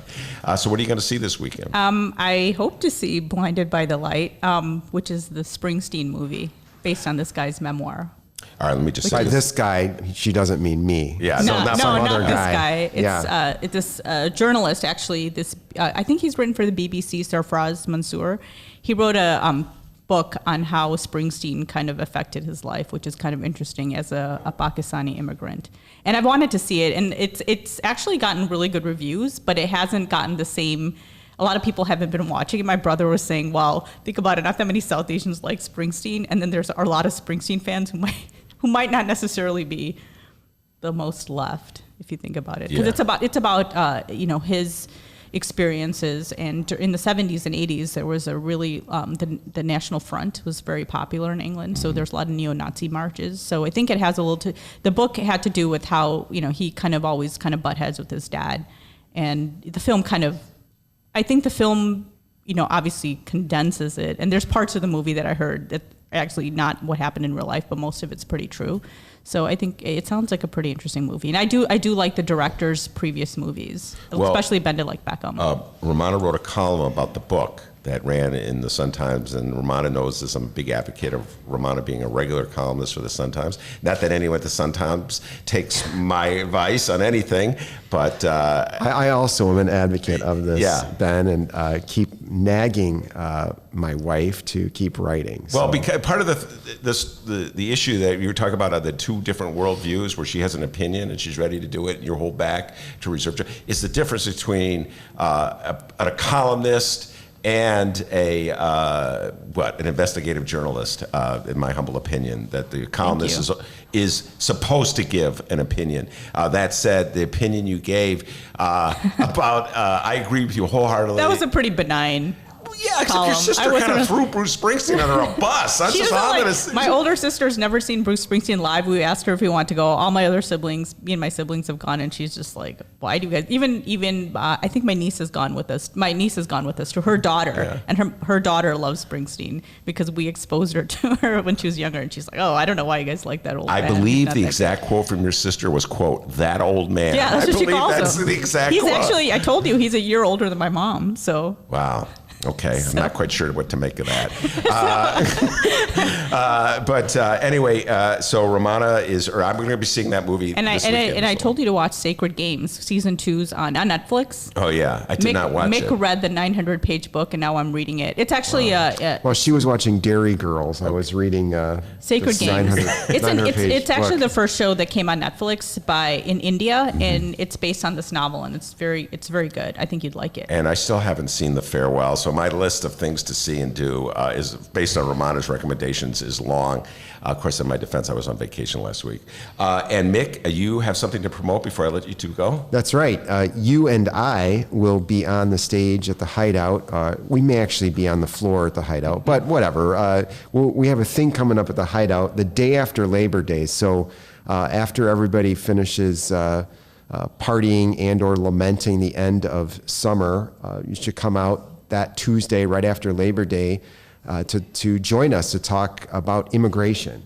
We'll be joined by a couple of my colleagues from ProPublica who have been writing about how the Trump administration's immigration policies have even affected the Chicago area and kids who separated from their families at the border, and how a lot of them have been detained up here. So we'll be talking about that and other issues. Yeah, and the August show, we solved all the problems of healthcare. So I'm sure we're going to figure out how to solve immigration. That's right. And I should say my colleagues' names, Jody Cohen and Melissa Sanchez, both great reporters on a whole bunch of other issues as well as immigration, although that's at least where we're going to start the conversation. All right, very good. That's Mick Dumke, Romana Hussein. I'm Ben Joravsky. We're going to take a little break. Oh, no, Dee's got an announcement to make. No break. We're just powering through it, pal. We're going to bring on our next guest, Patrick Wittore. Patrick will be here in moments, but first we got to tell everybody what's happening on our Facebook page, all right? Right now on the Ben Joravsky Show Facebook page, at Benny J Show, BENNY, the letter J Show. The spelling on that last name, by the way, J-O-R-A, V as in victory, S-K-Y. It's a wacky one. Right now on the Ben Joravsky Show Facebook page, we're asking you a question today. Well, next week marks Chicago Mayor Lori Lightfoot's 100th day in office. Earlier in the program, we had Ben give her a grade. Ben gave her an A for dealing with Alderman Ed Burke, but a D on TIFs. Not surprised at all. What's your grade, listener, on Chicago Mayor Lori Lightfoot thus far? Leave a comment on the Ben Joravsky Show Facebook page. We'll read your comments as they come along, just like, let's see, we'll do Tom's comment here. Tom says he's giving Lori Lightfoot a grade. Tom says F-. Broke every campaign promise she made and is intent on consolidating power in her hands. What do you think about Tom's comment? Tom's tough. Sounds like Tom could be a future guest on our show. Let's get his number. Let's bring him on. F-. I mean, why don't you just say F? F-. What do you add that? The minus thing and just a little slap in the head. But I can understand a lot of, I would presume, based on that grade, that Tom is of the progressive persuasion, and a lot of my progressive friends are really upset with Lori these days. We had Amisha Patel on the show earlier this week. So yes, they're particularly upset about her promise. It seems like she's retreating on her promise to use dollars raised from taxing the sale of really expensive homes to set aside money to fight the affordable housing crisis here in the city of Chicago. So a lot of progressives are upset about that, and I presume that Tom is one of them. And we got to give a quick shout out here too. I've been feasting and having a good time here at the Chicago Reader Building, getting fed today. I love it, and a lot of people are helping us out here, like this lady here. Go ahead and tell everybody who you are here and what company you're with. My name is Deja White. I'm from Peaches on 47th, and we brought you guys some lovely Moroccan chicken as well as some lemon pepper wings. Wait, where's the chicken? I didn't see any chicken. It's right behind you. I love chicken. Yeah, you're busy right now. I guess I'm too busy to eat some chicken, but thank you very much. Is there anything you want to let everybody know about? Oh, feel free to come to Peaches on 47. We're located at 4652 South King Drive, and we have amazing breakfast and lunch. All right, I'm coming for some breakfast next time. I'm coming here early next time. The Ben Joravsky review of that chicken will be coming soon, I'm sure. And another thing that's on our Facebook page, it's the latest Chicago Reader column from our very own Ben Joravsky. His column is titled "Kicking Ass Since 1971." I think I know what this is about, but Ben, tell everybody what they'll learn when they read this. No, this is a story about the Reader, the significance of the Reader in the city of Chicago as part of this fundraising effort. And I had a little fun going back in the archives, some of the stories that I've written over the years. I've been writing for the Reader for a long, long time.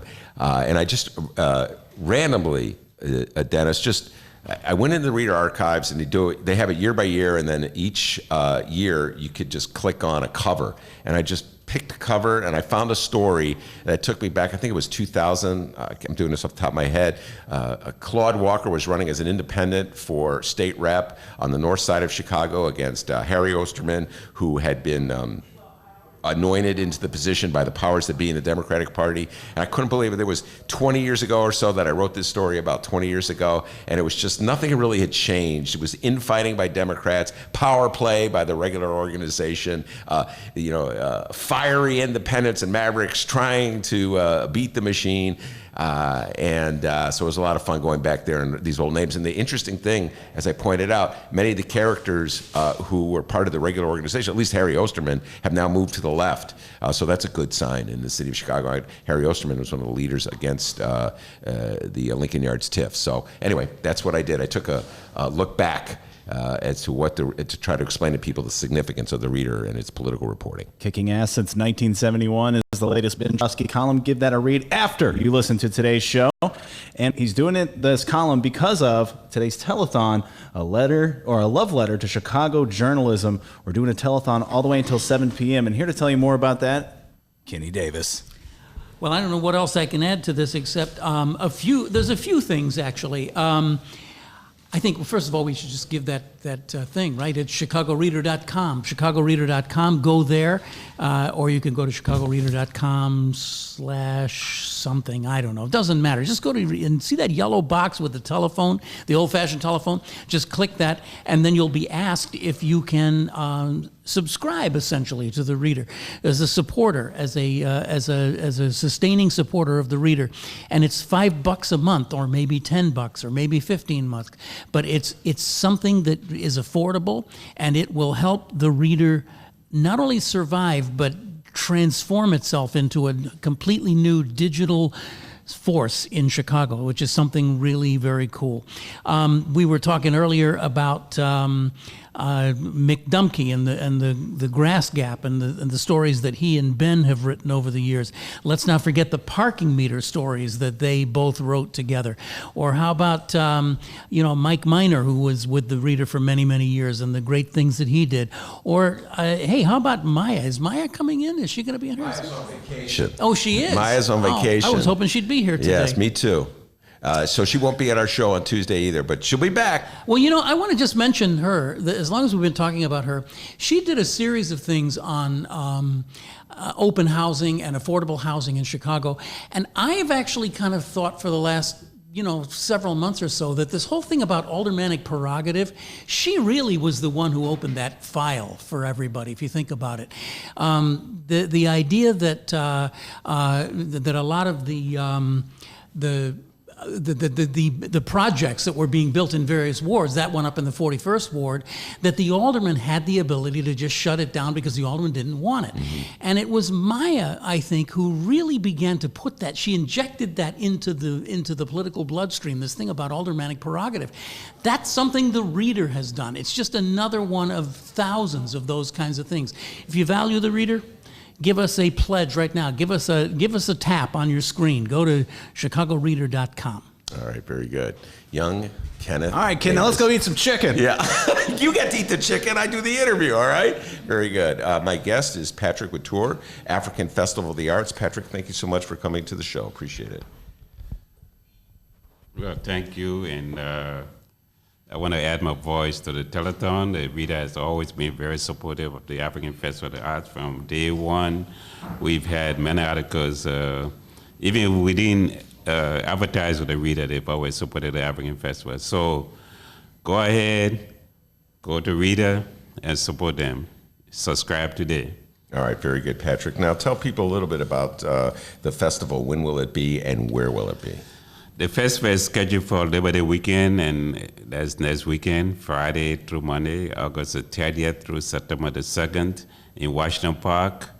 And we have amazing things going on. We have food, all kinds of African food. And I understand one of your colleagues, Andrew Zimmerman, might be visiting us at the festival. So that's big for us. And the entertainment is great. So go online, AfricanFestivalChicago.com. Who are some of the entertainers that will be performing there? My favorite is Ohio Players, and this is the second time they are coming back to the festival, and that's Monday, 8 o'clock to 10 o'clock. But also closing will be Sunday, which is Danny McClurkin, which is a big giant in the gospel industry. He has his own studio, and he promotes a lot of other gospel artists. He's closing, and he has a video online supporting the festival. So go to AfricanFestival.com, and you'll see his video. Then we have some younger people. We're trying to shift over to the younger generation, so we are supporting them. We have Rotimi, and then we have Wale, and we have Afrobeat, and Teresa Griffin, who is local, and they are all performing on that weekend. Did you say they're Ohio Players? Is that what you said? Ohio Players is closing the festival on Monday. Yeah, that's pretty good. You an Ohio Players fan? Well, I'm an old school fan, so I'm old. You're old? That seems to be a theme on the Ben Joravsky show today. Old people. You can't be older than I am. Trust me, I'm much older than you. All right. So you remember the Ohio Players? We brought them before. We brought them probably 10 years ago. And we brought some of everybody from James Brown to Isaac Hayes to Rachel Farrell to Bobby Womack and Bobby Womack. Wow. Bobby Womack. All right. So you got James Brown at this festival. We had James Brown. Were you the person who had to negotiate that deal to get him there? We always depend on friends, and we had a friend from the VON, if you all know Melody's father, Melody. Span? Span. We had Span. Percy Span. Mm-hmm. Percy and James Brown were very good friends at the time, and they negotiated it, and I had a little bit of play. Did you get to meet him? We were lucky to have an interview with him. All the TV stations came to the grounds, Washington Park, and he and I sat down at the table and had a great interview. I couldn't understand everything he said, but have you ever heard Eddie Murphy's imitation of James Brown? No. No? You never heard Eddie Murphy's imitation of James Brown? And I just watched Eddie Murphy on Coming to America. One of your favorite movies? Well, this is my second time watching it, and I caught it in the middle. And he did some really, the actor I really like, who I think did the best in that show is James Earl Jones. He was perfect in terms of his personality, and he captured what it is to be an African big man. Now, by the way, I'm not going to do my imitation of Eddie Murphy from Coming to America, the opening scene, but I could do that later off the show. Yeah, don't do that. Do you remember the opening scene of Coming to America by any chance? I was cut in the middle this time. Oh, you cut in the middle. Good thing you missed the opening. Talk about you. How long have you personally been living in the city of Chicago?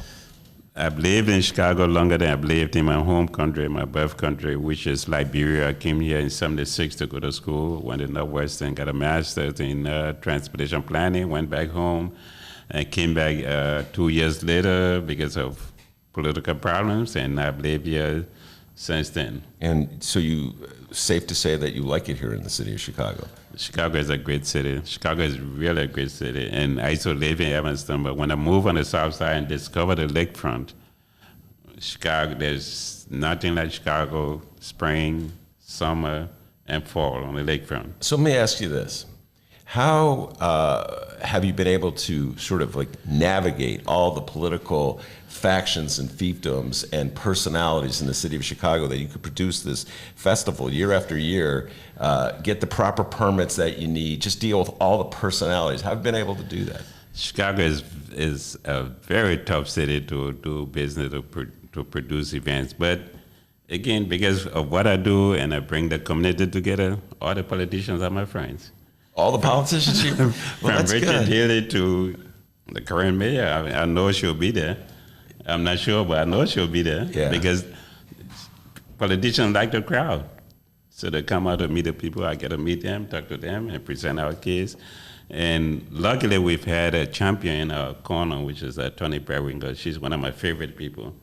But other than that, all the other people are our friends, from Dorothy Brown to you name any elected officials that's black. We have relationships with them and we like them. So has any politician ever said to you, who are you to come to Chicago and run something? You're not from Chicago. Have they ever played that with you? I think they all appreciate what we've done. They appreciate the fact that I call myself somebody from Chicago. People ask me, where you from? I say, I'm from Chicago. So they appreciate that. And we appreciate the fact that we empower people. We empower small businesses. We empower job creations. We do a lot of things to not just produce and promote the culture, but to create jobs. And that benefits Chicago and all the people in Illinois. And so I know I promised that I wouldn't really get a lot of political questions in, but I feel I'm going to ask you some political questions, and that is this. Our current president, when you said you're friends with all the politicians, I'm not sure he was on that list, the current president of the United States. But very early on, he vilified Africa and African countries, and he did so in a very dramatic way. And I think, personally, that was part of his attempt to rile up his political base and by turning them against people who look differently than they do. Do you see it that way, the same way I do? Not only do I see it that way, but I'm surprised that this country, America, could elect such a man and continue to support him. Personally, I think he has some issues. I think he has some mental issues to do the kind of thing or say the kind of thing he says. I think really, and I'm very open and opinionated. I tell people the way I feel.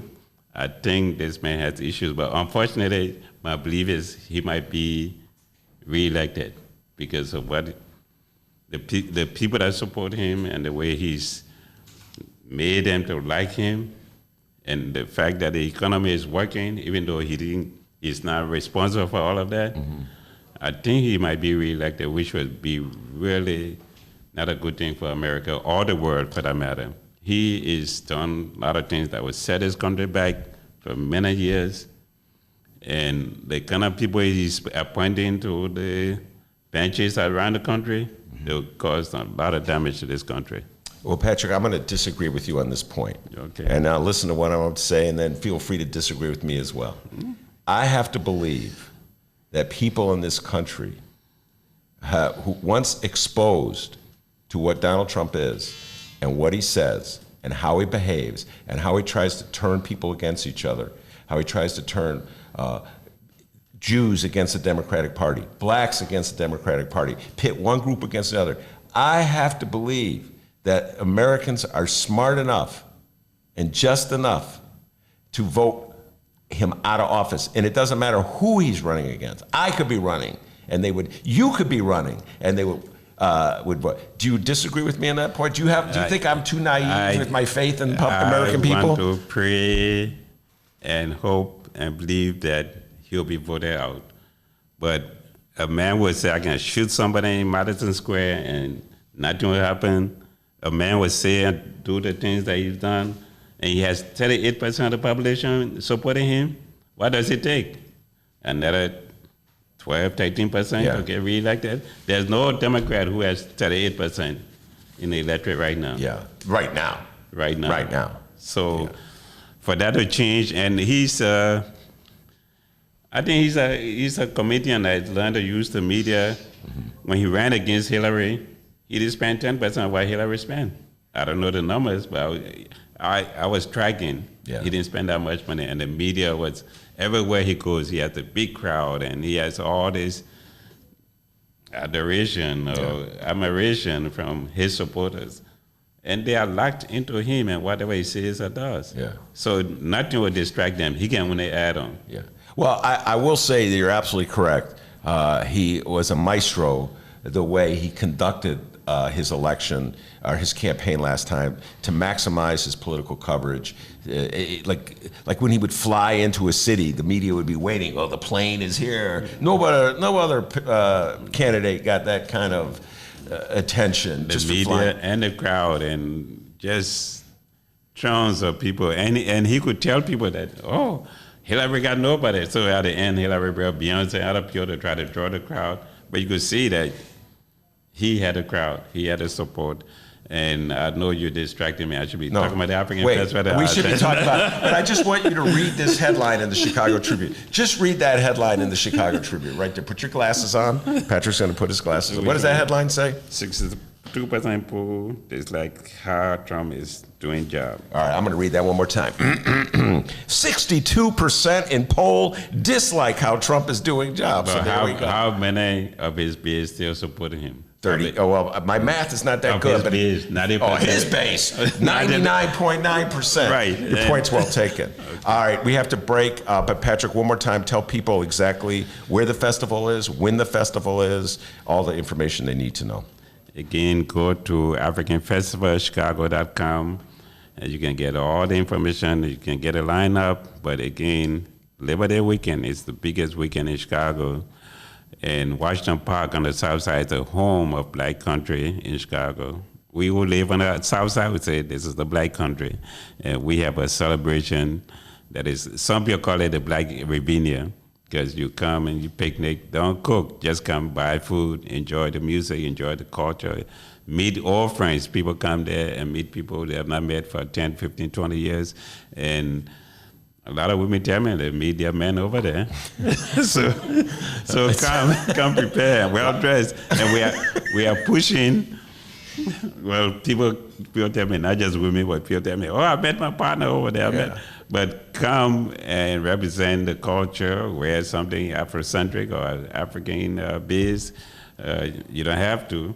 But for the fact that somebody like Andrew Zimmerman would say he's coming to visit us, that's huge to us. And we've had people from all over. Obama started at the African Festival. We have images of him playing the drums. You go to Logan Center today, we have an exhibition out. You'll see Obama playing the drums.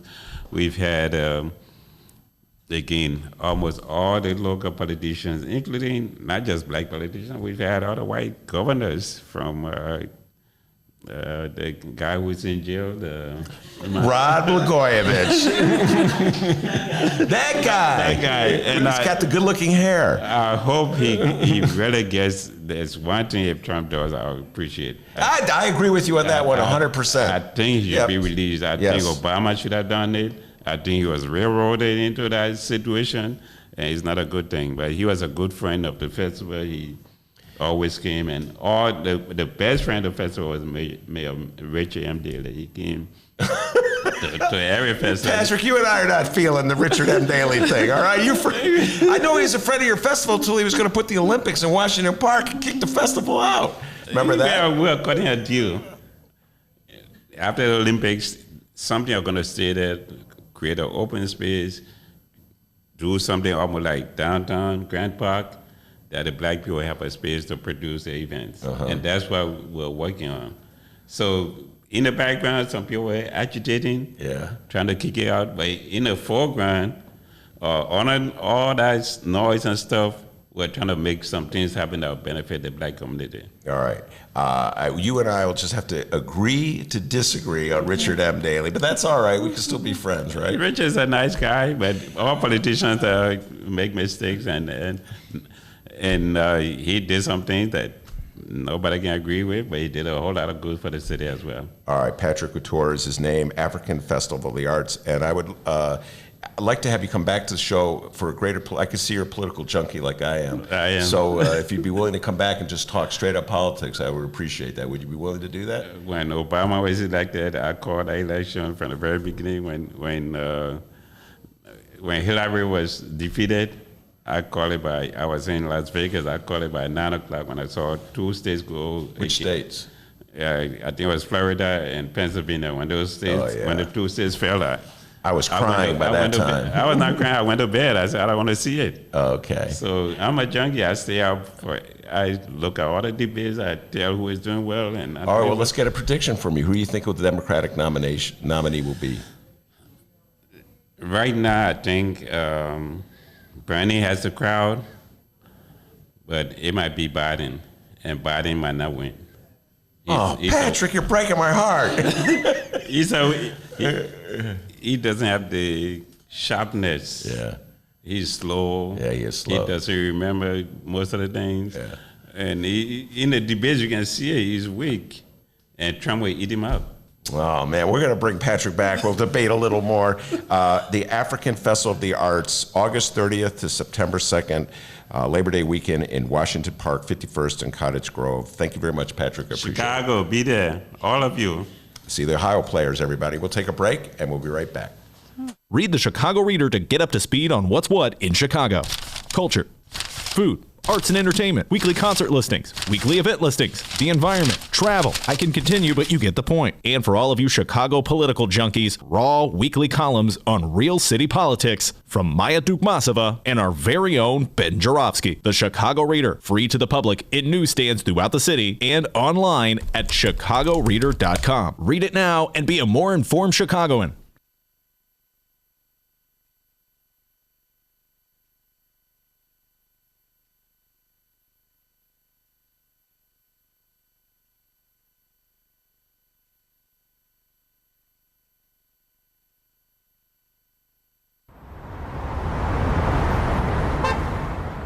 Today's Ben Joravsky Show was brought to you in part by Chicago Architecture Center. Discover the breadth and majesty of Chicago's architecture on a Chicago Architecture Center bus tour. From bungalows to Bauhaus, our expert docents will share the fascinating stories behind our city's architecture. Book your tour at architecture.org/tours. Now, if you'll excuse me, I'm actually on a bus tour right now.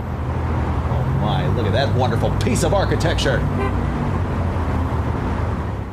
Get a special discount for Illinois residents from July 15th to August 15th. All Illinois residents get 50% off select walking tours. Visit architecture.org/IL-resident.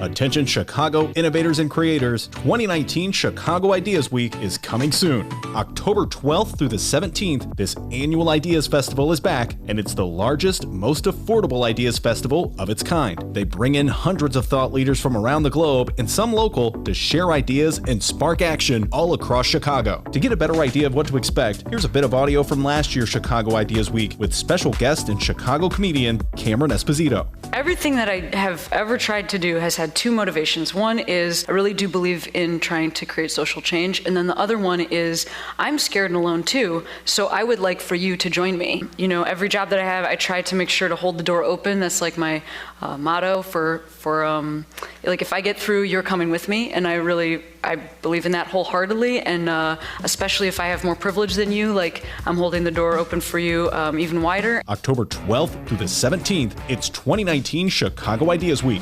Tickets go on sale to members on August 22nd and to general public September 10th. Once again, if you're an innovator or creator in the city of Chicago or even outside the city, you must join us for Chicago Ideas Week, October 12th through the 17th. For tickets and event information, head to chicagoideas.com. That's chicagoideas.com, and we hope to see you October 12th through the 17th for 2019 Chicago Ideas Week.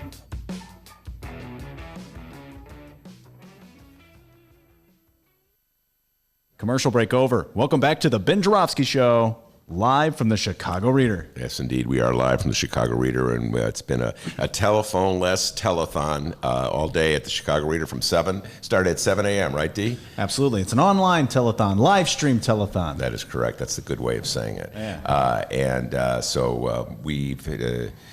how many different hosts have we had on this thing today? Quite a few. We started at 7 a.m. We're going till 7 p.m. I think we've had like 4 or 5. Tracy Baim did some hosting. Brianna did some hosting. It's been a fantastic time. And then, Ken Davis, why don't you tell us a little more about this and talk these people into throwing some money over to the Reader, huh, bud? Well, yes, if that's my job, that's what I'll do. Yeah. You know, I just got to tell you a little anecdote. I don't know if you would know this, Ben, but in 1970, I was just coming off being editor of the newspaper at Northeastern Illinois University, and there was a meeting of all of the newspaper editors from the colleges and universities and a bunch of other do-gooders to talk about the possibility of building an alternative weekly in Chicago. And it was at University of Illinois at Circle Campus, the brand new, spanking new Circle Campus. And the meetings that came out from that ended up in some contorted way being the origin story of the Reader. So it's like, I can remember when there were people talking about why we needed the Reader, and boy, were they right about that. So it's been around for a long time, and it's gone through a lot of different iterations, and I get this feeling that it's kind of at a point right now where it's just ready to launch into a whole new sphere, and I'm really pleased about it. And if you are, and if you have these memories of the Reader, if you remember, Dan Savage, and if you remember Cecil Adams, and you remember, as was said earlier today, you got your first apartment through the Reader or something like that. How about joining the team here? All you got to do is go to chicagoreader.com. And then when you get there, you can go to chicagoreader.com/members, or just get right there from chicagoreader.com. And it'll ask you to become a member of WBEZ, which means you can make a one-time donation, or you can make a continuing donation every month for like $5, $10, or whatever. And we'd like you to do that. We'd really like you to do that. Yeah, you went back in time. What? What'd they do? I do it all the time. Don't worry about it. You said be a member of, what's that station, D? Did I think it would say be easy station? to remember. Yeah, I can't remember. But it's okay, man. Well, when you get to be a certain age. I do it all the time. Don't worry about it. Anyway, become a member of the Reader today. Do it right now, online. Click it in now. All right, very good. That's Ken Davis, and he invented this whole format. With me is Monroe Anderson, who's on my show every Wednesday. He was kind enough to stop in for this show in particular to extol the virtues of the Reader, among other things, and talk about journalism and the Reader's role in it. But Monroe, I just cannot allow Monroe Anderson to be on my show. Patrick was just here. I love him dearly already, from the African Festival of the Arts. Boldly predicted a Trump victory. Boldly sat on my show, Monroe, and predicted a Trump victory. And I told him, Patrick, Monroe Anderson's out there right now. He's going to have something to say about this. So what do you say to Patrick's prediction that Donald John Trump would be reelected in 2020? Patrick is a good man. Okay. I had him on my show Common Ground back in the 90s. Mm-hmm. I've been to his festival And it's one of those events where if you go there, it's everybody's there. I mean, you just bump into everybody. So it's a very successful festival. However, thank God he didn't try and get into the political pundit business. Yeah. Because he'd be a failure. Yeah. Trump has about as good a chance of being reelected as I do. Okay, and you were not elected to begin with. I was not elected to begin with. I'm not running.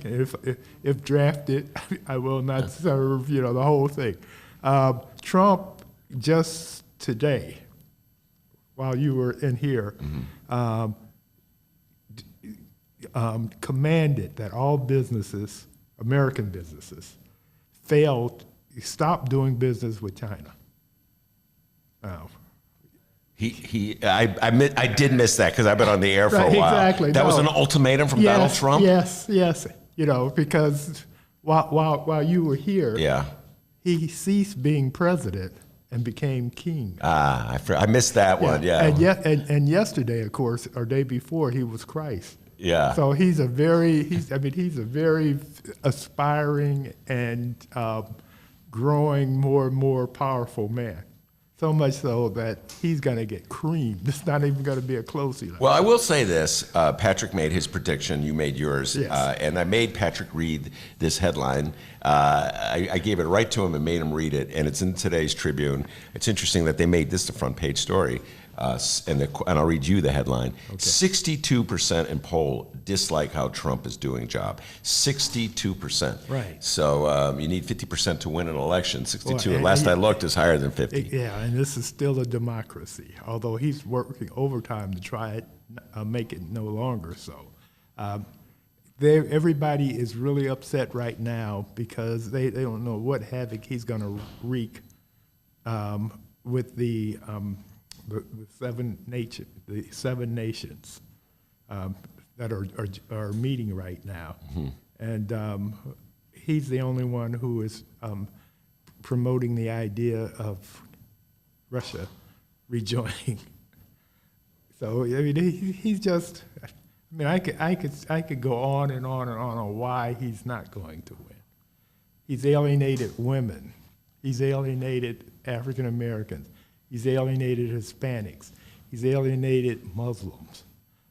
From what I can tell, the only group that he has solidly in his corner is the white nationalists and the Trump nuts. And so you don't believe that's enough to win an electoral victory? No. Yeah. No. Okay, there's one theory that says he will definitely lose the popular vote, but he has a eeny, beeny, teeny, weeny chance of winning the Electoral College. But if you look at the polling, that's not even going to happen. Plus, one more thing. I still believe that he's going to be impeached.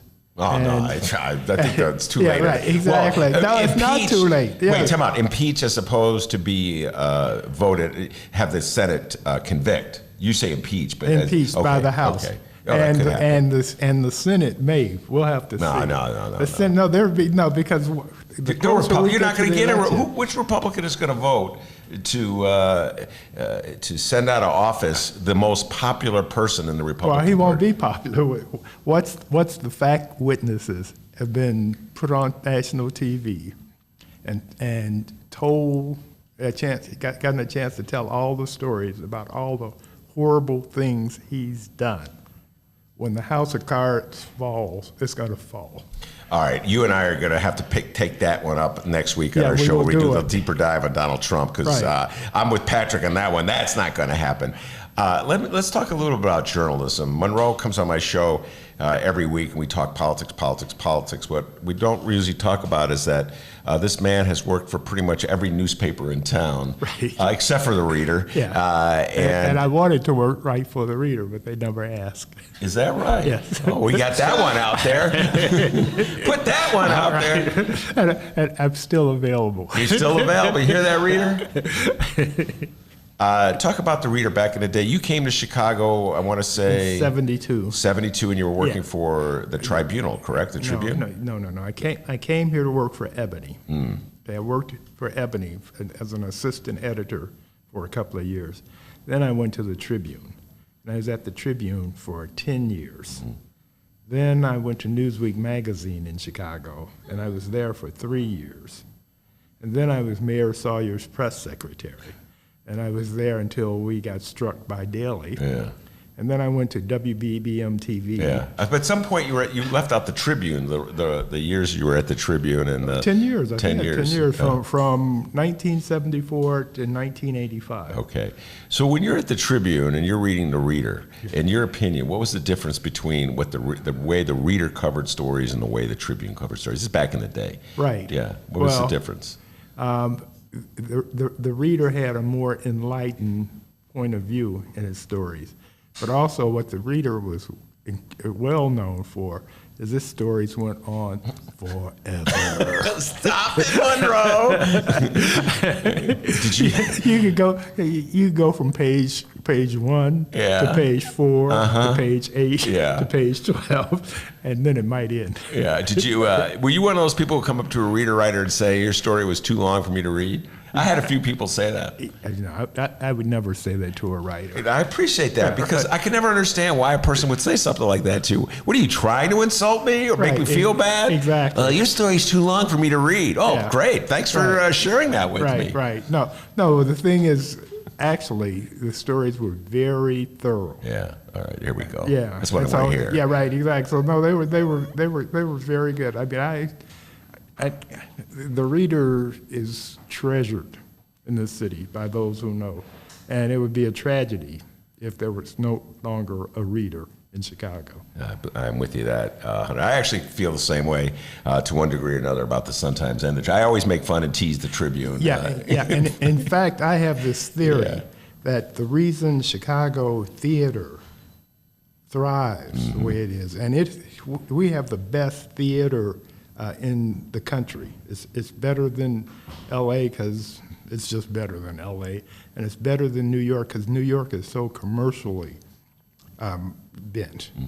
Here you have all these theaters. I think there's about 200 or something like that of various sizes and what have you, and where you can come here as a young actor and hone your craft.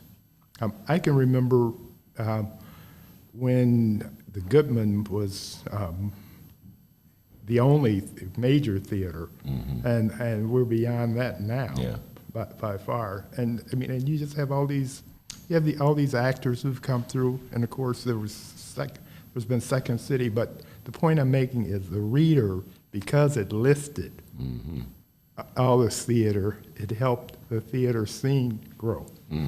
And when you were a press secretary, Eugene Sawyer, and when you were in that moment of your career, did you ever have to deal with the Reader? Did the Reader ever hit you hard? Did you call, or was it just mainly you had to deal with the Sun-Times and the Tribune? Mainly the Tribune, ironically enough. But no, the Reader was never a major problem. Yeah, as you see it. Yeah, right. As I saw it as a press secretary. Well, I got to tell you this: the Reader in the '80s, we're going right back in time. During the Harold Washington days, made no bones about it. The writers that wrote for the Reader were passionately for Harold Washington. All right, Gary Rivlin, I'm thinking off the top of my head, wrote a book about Harold Washington. Yeah, I'm in the book. You're in the book? Yes. Okay. Yes. And I did not know that. I must have known it at one point because I read the book. Yeah. But anyway, so the Reader had that reputation that it was sort of, it did not hide the fact that it wanted Harold to succeed. Yeah. I thought it was unfair the way the white politicians coalesced against him because he was elected mayor of the city. How dare black people get their own mayor of the city of Chicago, if you follow what I'm saying. Right. And so I think the Reader built up a certain amount of equity, if you will, by virtue of the fact that it took that that Washington stand. Oh, yeah. No. And people had mixed emotions about Eugene Sawyer, of course, because we had a false a misinformation campaign going on about Sawyer being a tool of the 29, which was far from the truth. But and that Tim Evans was the heir apparent, which was not true either. But what it in fact led to was the splitting of the black vote and the election of Richard M. Daley. Yeah, and finally, after how many years? To kind of do the math in my mind, and I'm no Dan Biss. Over 20 years, Chicago had the Daley and Emanuel, and finally Lori Lightfoot is the mayor. Yes. So we've our first black mayor since Eugene Sawyer. Yeah. And our first elected black mayor since Harold Washington. Yeah. And so we're 100 days of Lori Lightfoot, and we've been talking about 100 days of Lori Lightfoot. So Monroe, you never pulled a punch in your life. Yeah. What's your thoughts of Mayor Lightfoot's first 100 days? The talking and dodging has already begun. No. The jury is still out. Mm-hmm. She has not been as impactful as Harold Washington was in his first 100 days. She has not been the conflicted, under attacked mayor as Eugene Sawyer was. But she hasn't made her mark yet. Are you optimistic about the direction she's going? Not yet. I'm a little concerned that she is a little too comfortable with the power structure. And I understand being comfortable with the power structure because the power structure has the power. Yeah. But hence the name. Right, exactly. But if you want to do things for the majority of the residents, then sometimes you have to step on some power structure toes. Yeah. Did Gene Sawyer ever do that? Yeah, he did. He did. For example, I'm trying to think of some examples. Basically, what he did was Harold's platform. He just took it over and did the same thing Harold did. And Harold was anti-power structure to some extent.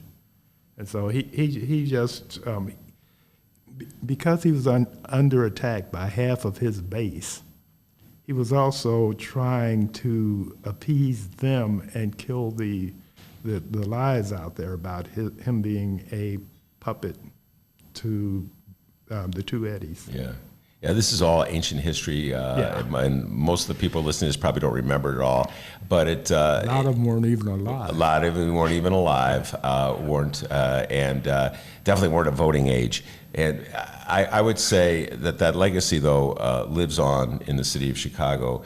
In some ways, the black population in the city has fallen since 1989, and so. I guess you could say that there's no need to keep the black political community divided anymore because maybe there's not enough black voters in the city to elect a black mayor just in and of themselves anyway. Exactly. And this is a different time. Back then, it became a black-white issue because of Jane Byrne, who was put into office by the black community and then turned around and threw them under us under the bus. So it became a black-white issue then. And then you had the 29-21 when Harold came into office. In most cities throughout the U.S., it's not a black-white issue with the mayor. Yeah. That is Monroe Anderson. You recognize the voice. He's on my show. Every Wednesday we talk Trump, and Trump. Today, Monroe was kind enough to come down here and talk about the Reader and its legacy, help us out with our promotional deals. Before we take a break and move on to our next guest, Monroe, do you have a prediction for who Trump is going to insult over this weekend? Let's see. Last weekend he went after the Jewish Americans. Oh no, he's been busy today. He called the Fed, the head of the head of the Federal Reserve. Comparable to Xi, President Xi. He said they were. Oh God, he's already saying. Yeah, and has spooked the stock market. When I when I got in here, it was down 500 points. Oh my God, my fortune has dissipated. Well, I've been on this show. Right, exactly. I'm broke. Right. We all are. It's a good thing, I'm not a big player at the stock market. Monroe Anderson is my guest. I'm Joravsky. We'll be right back after this. Read the Chicago Reader to get up to speed on what's what in Chicago. Culture, food, arts and entertainment, weekly concert listings, weekly event listings, the environment, travel. I can continue, but you get the point. And for all of you Chicago political junkies, raw weekly columns on real city politics from Maya Dukmasova and our very own Ben Joravsky. The Chicago Reader, free to the public in newsstands throughout the city and online at chicagoreader.com. Read it now and be a more informed Chicagoan.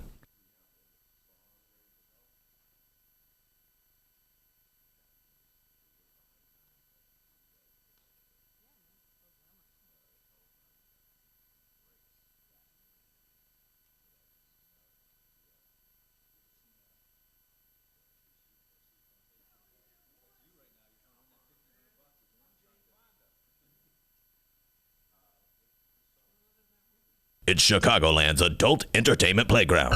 It's the world-famous Admiral Theater, 3940 West Lawrence Avenue. The Admiral is homegrown from Chicago, and it's the most conveniently located club in all of the city. 15 minutes from the O'Hare Airport in downtown Chicago Loop. Voted Chicago's best strip club, the Admiral has showgirls galore and a variety of adult entertainment shows. The world-famous Admiral Theater, open every day from 7 p.m. to 6 a.m., 3940 West Lawrence Avenue. For events, showtime, and other information, visit AdmiralX.com. Must be 18 years of age or older to enter.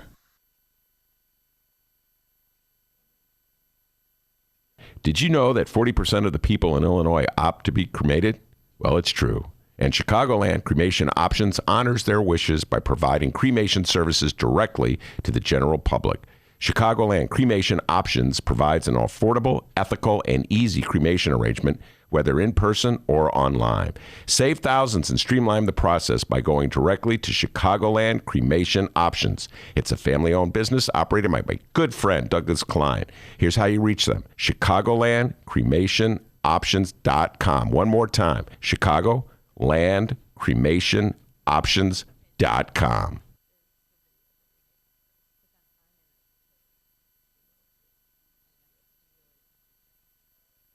All right, everybody, you are listening to and watching the Chicago Reader special telethon, a live stream telethon. It's amazing. And you can get your monthly donation in now. It'll help keep the Chicago Reader independent and thriving. All you have to do is go to chicagoreader.com/members. That's chicagoreader.com/members. Big thank you to everyone who has sent their donations. You can do a one-time donation, monthly donation, 2-time, 3 times. Since your donations, as you know, the Chicago Reader publication, it's free, all right? It's time to start paying for a little bit of those readers that you've got all throughout all the years. You know what I mean? So head over to chicagoreader.com. And like Ken Davis said, just look for that giant picture of a telephone, the yellow picture of a telephone. Click on that and make your way towards a donation to the Chicago Reader. Now back to the Ben Joravsky Show, live from the Chicago Reader. Indeed, we are live from the Chicago Reader as opposed to the Sun-Times. We'll be back there next Tuesday. And we have 2 new guests in the show. We're going to take a little bit of a turn, not so much political discussion coming here. We have a rock star in the studio. Before we bring the rock star on, Dee got an update for us. I just want to remind everybody once again here, we're here for a reason today, and that's to raise money for the Chicago Reader. Fantastic publication. Ben Joravsky's been writing there for how many years? I don't know, 90? 452. Oh, okay. Let's get it straight. All right, Dee? So Come sorry, on, man. so sorry. Dang, all right? It's been there a long time, Long all right? time, 1984. So all right. if you've always appreciated the Reader, well, we've always appreciated you. But head over to the chicagoreader.com/members. Send a donation. Look forward to that donation. All right, very good. My guest, I have 2 guests here, Andrea Bauer and Chris Buddy. Everybody, Chris Buddy, that guy's on your show all the time. Yeah, he's on the show all the time, talking about movies. In fact, I'm just going to do this shameless plug, Andrea, that the Chris Buddy interview we did, there were 3 film geeks in a room talking Quentin Tarantino for the Ben Joravsky Show. It's going pretty viral, all right? Apparently, there's a lot of Quentin Tarantino geeks out there. Sergio Mims, Chris Adams, and Chris Buddy, and I urge everybody. Not now, okay, D? Not now. But later, go and download it. You get all the ins and the outs of Once Upon a Time in Hollywood, my favorite movie of the year, I think. All right, Andrea, I'm not going to make you talk about Once Upon a Time in Hollywood. Have you seen it yet? Yes, I have seen it. Oh, well, then I will make you talk about it. The Music Box 70 millimeter. Did you have trouble with the sound at the Music Box? You know, I didn't on that day, but I have. You have in the past? Yeah. So before we get into who you are and what you do and the song that we're going to play, your review of that movie, please. I liked it a lot. Well, can we talk about the ending? Or is that spoilery? Okay, that is spoil. Again, we cannot talk. Don't want to spoil. Don't spoil. It's been out a while now, I would say. I don't know. Everybody in this room who has seen the movie, raise your hand. See this? Look at this. All right, so maybe okay, not. so we can't Sue might want to see that movie, okay? And then you'll spoil it for her. But did you, let me just put a yes or no. Did you like the ending? I had mixed feelings. Oh, a certain Chris Buddy impact. Go ahead. It was a surprise. I enjoyed that. I liked the twist. And then I had other thoughts, but I can't share them. No, don't share them unless you come and do a bonus segment with Chris and Sergio and the other Chris, and we can talk about the ending. We spent about a half an hour on the last bonus talking about the ending. All right, let's talk about Andrea Bauer and not talk about Quentin. Talk about me. Yeah, let's talk about you. I have, when I met you, you were a reader employee. I was. And I didn't know anything about your other life. I admit this. I'm just Double telling life. it like it is. I do live a double life. Talk about the double life. This. Yes. You're an investigative reporter. Shit, why don't you investigate everybody I meet? But you're the FBI. Yes, I'm okay. I've been called a lot of things before. So talk about the double life. First, talk about your life at the Reader. My life at the Reader. Well, I had many lives at the Reader as well. I did a lot of different jobs. I started there in 2001 as a production artist, so I did layout. Then I became a photographer. I shot for a column with Liz Armstrong called Chicago Antisocial. Mm-hmm. Somewhat controversial. People loved it. People hated it. People loved to hate it. It was great. Why'd they love to hate it? I think because people enjoy getting angry about things. You know that. Yes, I do know that. Yeah. I enjoy getting angry about things. But usually the things I get angry about are things that are worth getting angry about. Right. Yeah. I don't know. I can't really say, but I thought it was a really fun column, and it gave a lot of underground artists a voice where they wouldn't really get in other media outlets. I learned a lot about art and life. And you also once took I don't know if you remember this, you once took a picture of me and my wife. Did you know that? I did. Well, recently? In the recent past. Yes, it was about 2010, I want to say. Yes, and it's funny you should mention that, because I was actually just thinking about you the other day when I was eating a burrito. I was eating this burrito, and it was the best. Yeah. I think about Ben when I'm eating burritos.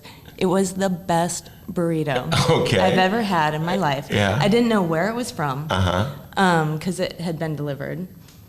And the next day we were like, hey, let's go get burritos again. And so we went into the place where the original burrito came from. Okay. And I'm in there and I'm like looking around. I'm like, I've been here before. Actually, I've been here with Ben Joravsky and his family. Yes. And you had mentioned this place as it was the Best of Chicago issue. Yeah, it's, I'm blanking on the name of the restaurant here. I think it's Tres Posadas. Yes, like very, God dang, you got a good memory. We haven't even got to the secret life. We're just exposing your great memory. But yeah, just my burrito habits right now. And the story, it was in the day when the Reader, they asked me to write a story about, I forget why they asked me to write a story about my favorite. I cannot remember why, to deviate from politics. So one time my family was in a car, we were driving, and we were having a fight because we were hungry. What's that called? They got a word for that now. There's a word for it. There you go. That's why I turned to Andrea for everything. So we were really hangry, and my wife said, we're just going to go to the first restaurant we see. And we stopped off at this restaurant, which happened to be at Elston and Damon and Belmont, where they come together. And it was like, I ordered the chicken, of course, because I love chicken. I'm like, God dang, this restaurant is good. That's how we discovered it. Really good. Yeah. And so I did a little story about it. You came and you took the picture. All right. So that's your the life I knew as reader writer, reader photographer, reader editor. What's the secret life? All right, the secret life is I'm a musician. Mm-hmm. I play in a couple bands. I play in a band called Touched by Ghoul. Touched by Ghoul. We were actually, when I was eating the burrito, we were recording at Electrical Audio. We have a new record coming out. It's called Cancel the World. Okay. It's in progress now. So that will be out in early 2020, Q1 2020. Okay. And then recently, so I'm in a supergroup, as Chris Buddy here likes to call it. And that is me and my friend Angie Mead, who plays in a few other bands. She plays in Redgrave. And she actually, do you like Black Sabbath? Do I like Black Sabbath? Not really. Black Sabbath pop quiz. What singer's in Black Sabbath? Used to be. Ozzy Osbourne. Hey, there you There go. you He go. knows something. For 10 trivia points, right back at you, boy. What's Ozzy Osbourne's wife's name? Sharon Osbourne. And his children? Jack and Kelly. All right, very good. He Yeah. knows his stuff. Good. Did you know the answer to that, Andrea? Yeah, You I never knew know when that. you go. Oh, you did. Okay. I was pretty impressed that I knew who Ozzy Osbourne was. Me too. Not really into. I have a confession to make. How do I say this? Not really into hard rock. Let's just put it that Okay. way. I'm more like a pop, 60s, 70s kind of guy. So you'll love Touched by Ghoul and Yeah. the supergroup. I will love oh, them. yeah. Okay, because there's Big like time. that 60s, 70s thing going there. Just good music. Okay. Touched by Ghoul is kind of a Little heavy. hard rock. It's right. it's a little dark. Dark. Yeah, actually, the reader gave us what we think is the most accurate description of it. It's graveyard picnic blues rock is what we've been described as. Whoa. In the Who, reader. who wrote that? Salem, right? Graveyard picnic. Are you political in any way? Not overly. You know. What do you mean by that? Well, I mean, anything that you write or music that you make or art that comes out, I think, comes from a place of how you experience your world, and politics are part of that. Yeah. So you've Yeah. never been motivated to write a song that denounces Donald Trump? Have I been moved to? Yeah. Yes. Have I? No. Actually done it? Well, you know what? Actually, we have for fun once. And maybe that included more of Trump's staff. Did you record the song? We didn't record the song. Yeah. So anyway, all right, go back to your secret life. So the Okay. whole time you were working at the Reader, you were performing around Chicago? I was playing in different bands, and what I wanted to, so in the supergroup right now, which is called Hot Pants, by the way. Yeah, write it down. With a Z, P-A-N-T-Z. Okay. So that is me and Angie Mead, she has a Black Sabbath cover band called Void of Sabbath. She'll be playing at the Hideout in October. So if anybody's a fan of Black Sabbath, you can see this amazing Sabbath cover band. Okay. She's a singer of that. All right. But in Hot Pants, I'm the singer, I play guitar, and she plays the drums. And we have one song. We will always only have one song. It's called You're So Dope. What else? We're making a video for it that should be out when they're ready. When it's ready. That's why Chris is here. We'll get to that in a little while. Is that the song that we have that Dennis to play? Want to play that song right now, Dee?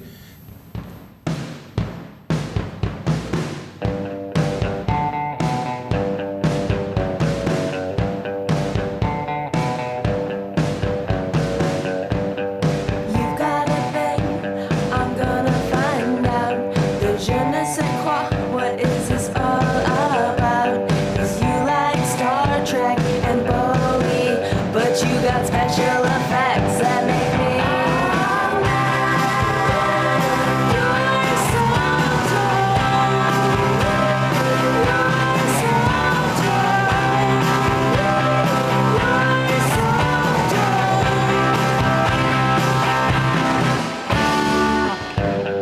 blow off the drugs, we ride off onto the road where honey grows. I look in your eyes and get the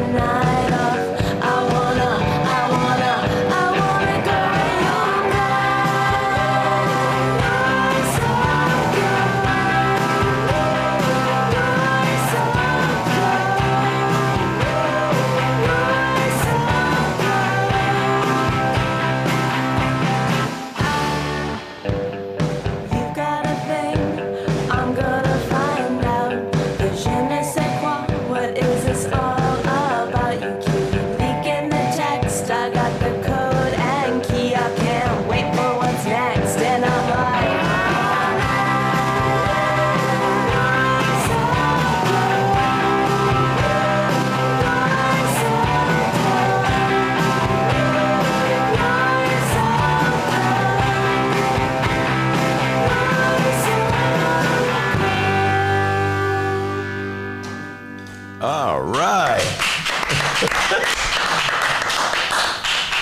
What was that line? I tried to write. I can't read my writing. Yeah, you're writing. It's like a little. I don't know how you get anything done. I don't know how I do either. It's an oold story. I work with him every day. He's like, I don't know what I wrote. Is that you keep leaking the checks? I've got the code in the key. Ooh, I like it close. What was it? The texts. Oh, the text. I thought it was checks. My bad. But that's yeah. a thing that could work. So read the line back. You keep leaking the text. I got the code and key. What's that all about? Right? It's mysterious. Yeah, there's something going on there. I think you should investigate. So, like, when you write a song, when you have lyrics, is there like a literal meaning to what you're writing, or you stitching together words just to mess with people's minds, sort of like Bob Dylan does? Sometimes, or do you have like something devilish going on? Which one is it? All of the above. So this song actually is kind of funny. I dreamt this song, and like I had a dream, and I was watching a band play this song, and the chorus is what you hear. The rest of the song I made up because as I scratched to the surface of my dream, I couldn't remember any of the rest of the song. But that's the thing. If you ever hear a song in your dream, and it's not a song that already exists, you wrote that. So, like, maybe you're a rock star, too. Yeah, I'm a rock star. It's like I wrote all the Richard's Dylan songs. Satisfaction. That's how that got written, I think. That's how that riff got written. I think he woke up and wrote it and didn't remember writing it. Oh, yeah. Yeah. By the way, Andrew, one time Chris Buddy and I, Chris Buddy is here. We'll explain why he's here. We went to a baseball game together, and we spent the entire baseball game. This is what nerds we are. We were not talking about Quentin Tarantino movies. We were talking about Rolling Stone songs. Which was the greatest Rolling Stone song of all time? And there was a heated debate through. I think the game went into extra innings. We didn't even stay. I think we went to like 25 innings. We didn't stay. I forget. It was a long time. I had to get to work the next day. So, do you have a favorite Rolling Stone song you would put at the top of the list? Oh, wow. I like the Rolling Stones a lot. So let's see. It's hard. It's tough. Well, a lot of pressure. Yeah, there's a lot of pressure. Well, That's how we do it. Real quick recap. He said you have to objectively put Satisfaction as number one. I say you don't. And I said Sympathy for the Devil. Okay. No, I said you have to put Satisfaction as the greatest Rolling Stones all the time, even if you don't like it, even if you're sick of hearing it, because it is the quintessential Rolling Stones song, Satisfaction. Even though Otis Redding does a better version of it, in my humble opinion. All right, now what was the line in that song about David Bowie? I was trying to pick up that line. Oh, because you like Star Trek and Bowie, and you got special effects that make me, aw man, woo woo, you're so dope. Like that part of the song a lot. So yeah, when I was writing it, so I only had the melody, right? And so sometimes if I only have the melody of how the vocals to a song go, I just make up words. You know, I sing like, nonsense. Yeah. And that happened to be the nonsense that came out when I was trying to like figure out what the words would be. And so then when I showed Angie Mead, the drummer on this song, you know, I'm like, I think it goes something like this, and then it's like, oh man, woo woo, you're so dope. And I was like, but I'm gonna change that part, you know, once I like write the real words for it. And she's like, no, don't change that part. And I was like, no, really? That's just kind of like a random weird thing that I said in the moment. But we decided to keep it. And so then I wrote the rest of the lyrics, you know, about that chorus. Well, that's about somebody being so dope. Yeah. And being so excited about them, like woo woo. Yeah, woo woo. I like, and by the way, I really like the woo woos in the background of the song a lot, and I'll be singing them all day. Going back and forth. And before we bring Chris Buddy in to talk about why he's here, other than I just love talking to Chris Buddy. Why is he here? So you played at Wrigley Field. Talk about that. Oh, I did. That's when I really blew my mind. I mean, wait a minute. That lady that used to took my picture played at Wrigley Field? That's Talk right. about it. Yeah, it was amazing and crazy, and one of the most unexpected, weirdest things that could happen to a person, I guess. We opened for the Foo Fighters and the Breeders at Wrigley Field. My band Touched by Ghoul did. I know it's confusing. I'm talking a lot of bands here. Touched by Ghoul opened for the Foo Fighters at Wrigley Field last summer. And you know, not many people get to play that stadium. It's like it's a true honor to get to play a show there. But the Foo Fighters on their tour, they were inviting local bands in all of the states that they played in to open for them, which is like the kindest, most generous thing a band of their stature could do. So when you came on the stage, were most of the people seated? Was the stadium filled? It wasn't filled. You know, It was filling. we were opening for the opener. Yeah. So, but you know, there was a good handful of people there, and it was really exciting to play for that many people. Were you nervous? I was nervous, but you know, I actually started meditating, and it really helped take away the stage fright. But wait a minute, you were meditating backstage before you went on stage. I meditated for like 6 weeks before. Oh, okay. Before getting on stage, I didn't take up meditating in the moment. Hold on, everybody. I was like, now would be a really good time to start this transcendental meditation. No, there which is a moment, like right is what- before you do anything that's produces fear, you just take that moment. I do that on the show every time before we start when Dennis is playing the opening song. But it's not really meditation, you know what I'm saying? I mean, I don't leave. It's a breath. It's a breath, that's what I do, I take a breath. All right, why is Chris Buddy here? He's a filmmaker. I've talked at length about his movie on poker, on blackjack, and he's been on the show many times as a film critic debating Sergio Mims on the great movies of the day. But what's your connection to Andrea?